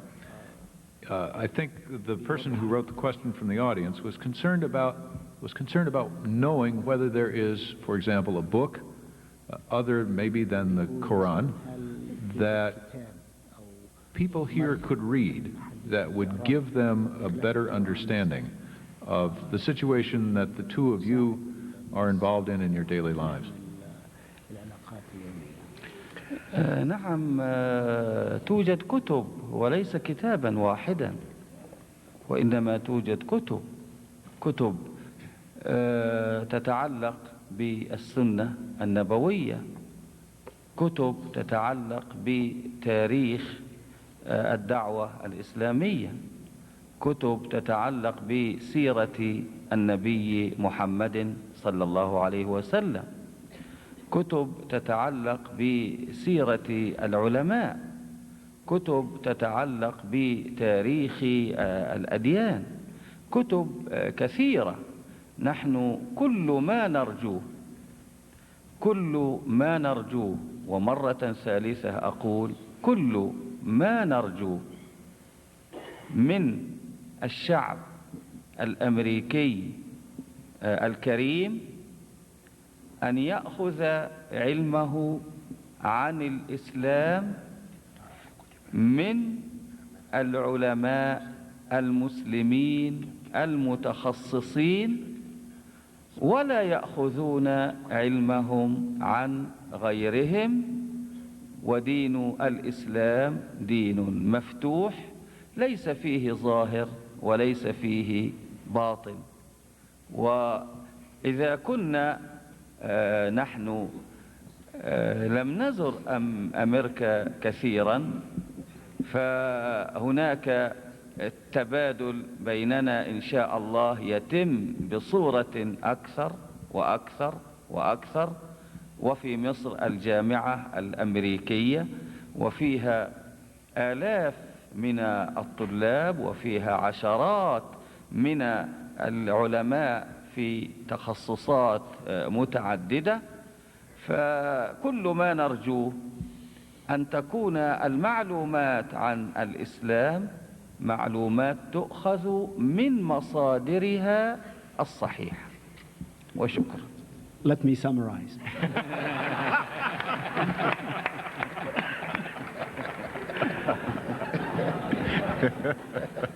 Yes, indeed, there are many resources that can assist anyone who seeks knowledge about Islam and Muslim, non-Muslim relationships in Egypt and elsewhere.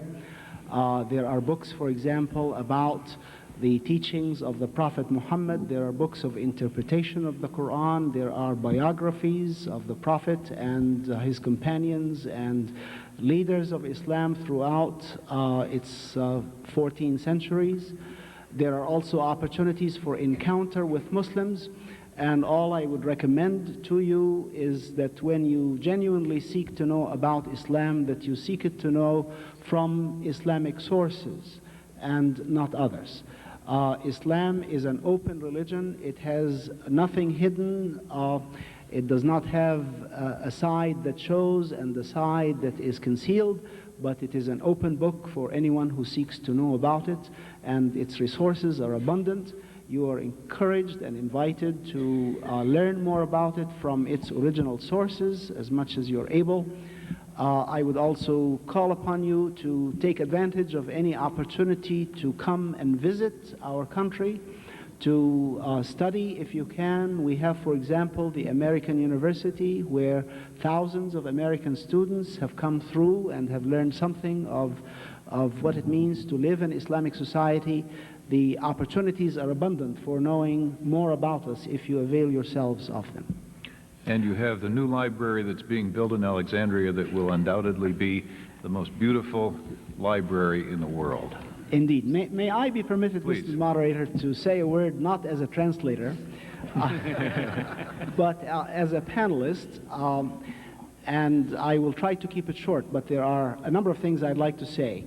The first question that was presented as the last question, because they were both related, John Craig's question and the last question you read, are questions of what can the ordinary American citizen know and do about understanding relationships and promoting peace. Basically, that's the summary of both questions. Recalling, of course, the history of this college, reiterated in summary, of course, by President Tremick tonight, is another reminder for me personally and many of us on this panel right here who have been touched in our own very lives by the work of people who have come to Egypt from this college and from elsewhere from the United States. I will not keep you too long if I only mention that Dr. McGill, for example, is one of my professors in Cairo Seminary. Dr. Lorimer has been a friend and a pastor to me and to my family for many, many years in Egypt. You have heard the name of Davida Finney, who started work in literacy, and you may or may not know that Dr. Samuel Habib, who received one of the honorary degrees tonight, began his work over 40 years ago with Dr. Davida Finney in the area of literacy and rural service. So again, I acknowledge the history of this college and its relationship to Egypt.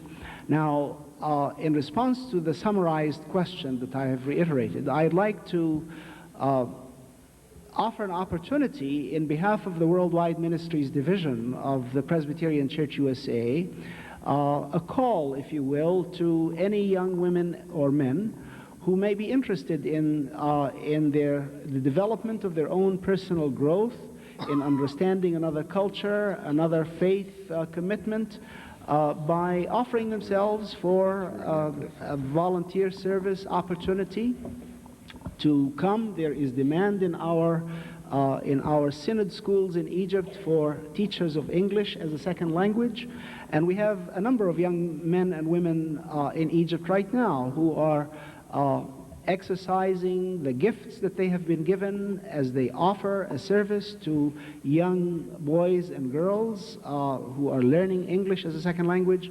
But more than that, they are impacting them with a lifestyle, with a commitment of Christian service that will last them the rest of their lives. In return, those volunteers come back with a growth in the space of 1 or 2 years that may not be available over 4 or 10 years of higher education. So there is something in it for you too. I am sorry that this altar call comes at a late hour in the evening, but I issue it anyway, and I issue a similar call to the faculty, distinguished faculty of this institution, to help raise that consciousness among your students so that they look beyond what they can gain by being here for what they also can offer as an extension of what they learn in this place. Mrs. Zaki herself was a student at the American University at Cairo, which was begun by one of the graduates of this institution. So you will never know the extent of your influence, even if you give 1 year of your life on other people, but you can be sure that it will be great.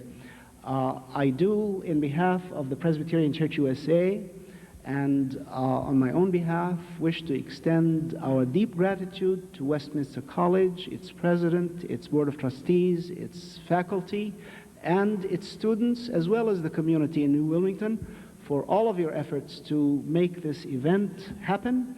It is one where all of us have gained something, and it is one which has been described as an opportunity where everyone has gained, and the glory of God is thereby also increased. Thank you very much.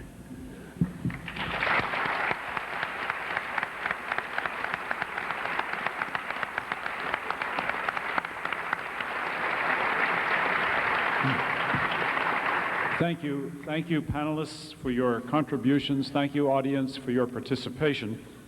I do want to say special thank you to you for good, excellent translation tonight. Yes, only God knows, huh? In fact,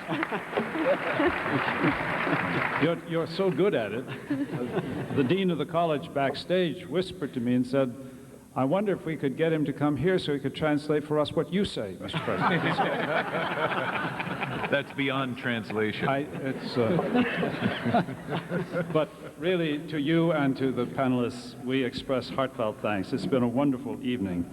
Reference has been made tonight to the fact that we are considering here at our college a proposed peace studies program, one that is designed to help students explore in a more focused and concentrated manner the issues which make, as we've said earlier, diversity divisive, and the ways communities can really enjoy a firmly established peace without cultural conformity. That issue is before the faculty, and I am sure the faculty will not let it languish, and I'm sure they'll not leave me dangling out here having pledged the initiation of this program. In fact, Dr. Tantawi and Dr. Habib, I will cable you in Cairo as soon as the faculty takes action on this proposed peace studies program. And associated with it is the establishment here, as you've heard, of the Westminster Peace Institute. I must say both these initiatives have had the good leadership and initiative of Dr. Robert Van Dale, who is chair of our Department of Religion and Philosophy. That is a program or an institute designed to help broker the resources of people and scholarship for both our college and the wider community in which we live, where people can come to discover conflict resolution and peacemaking around the globe. I'm so pleased that so many of our students were here tonight. I hope you have taken inspiration from the witness of people who have been here like you, who have gone on to touch countless hundreds of thousands of lives for the greater good of humankind and for the glory of God. Our prayers go with our distinguished guests as you continue your travel. May God grant you travel mercies, and may He bless the fruits of your labors, so that all peoples will be blessed in return. Thank you all. It is now time for us to invite you to meet our distinguished guests at a reception just in the art gallery. As the faculty recesses, we'll ask everybody to stand, please. Thank you, and God bless you.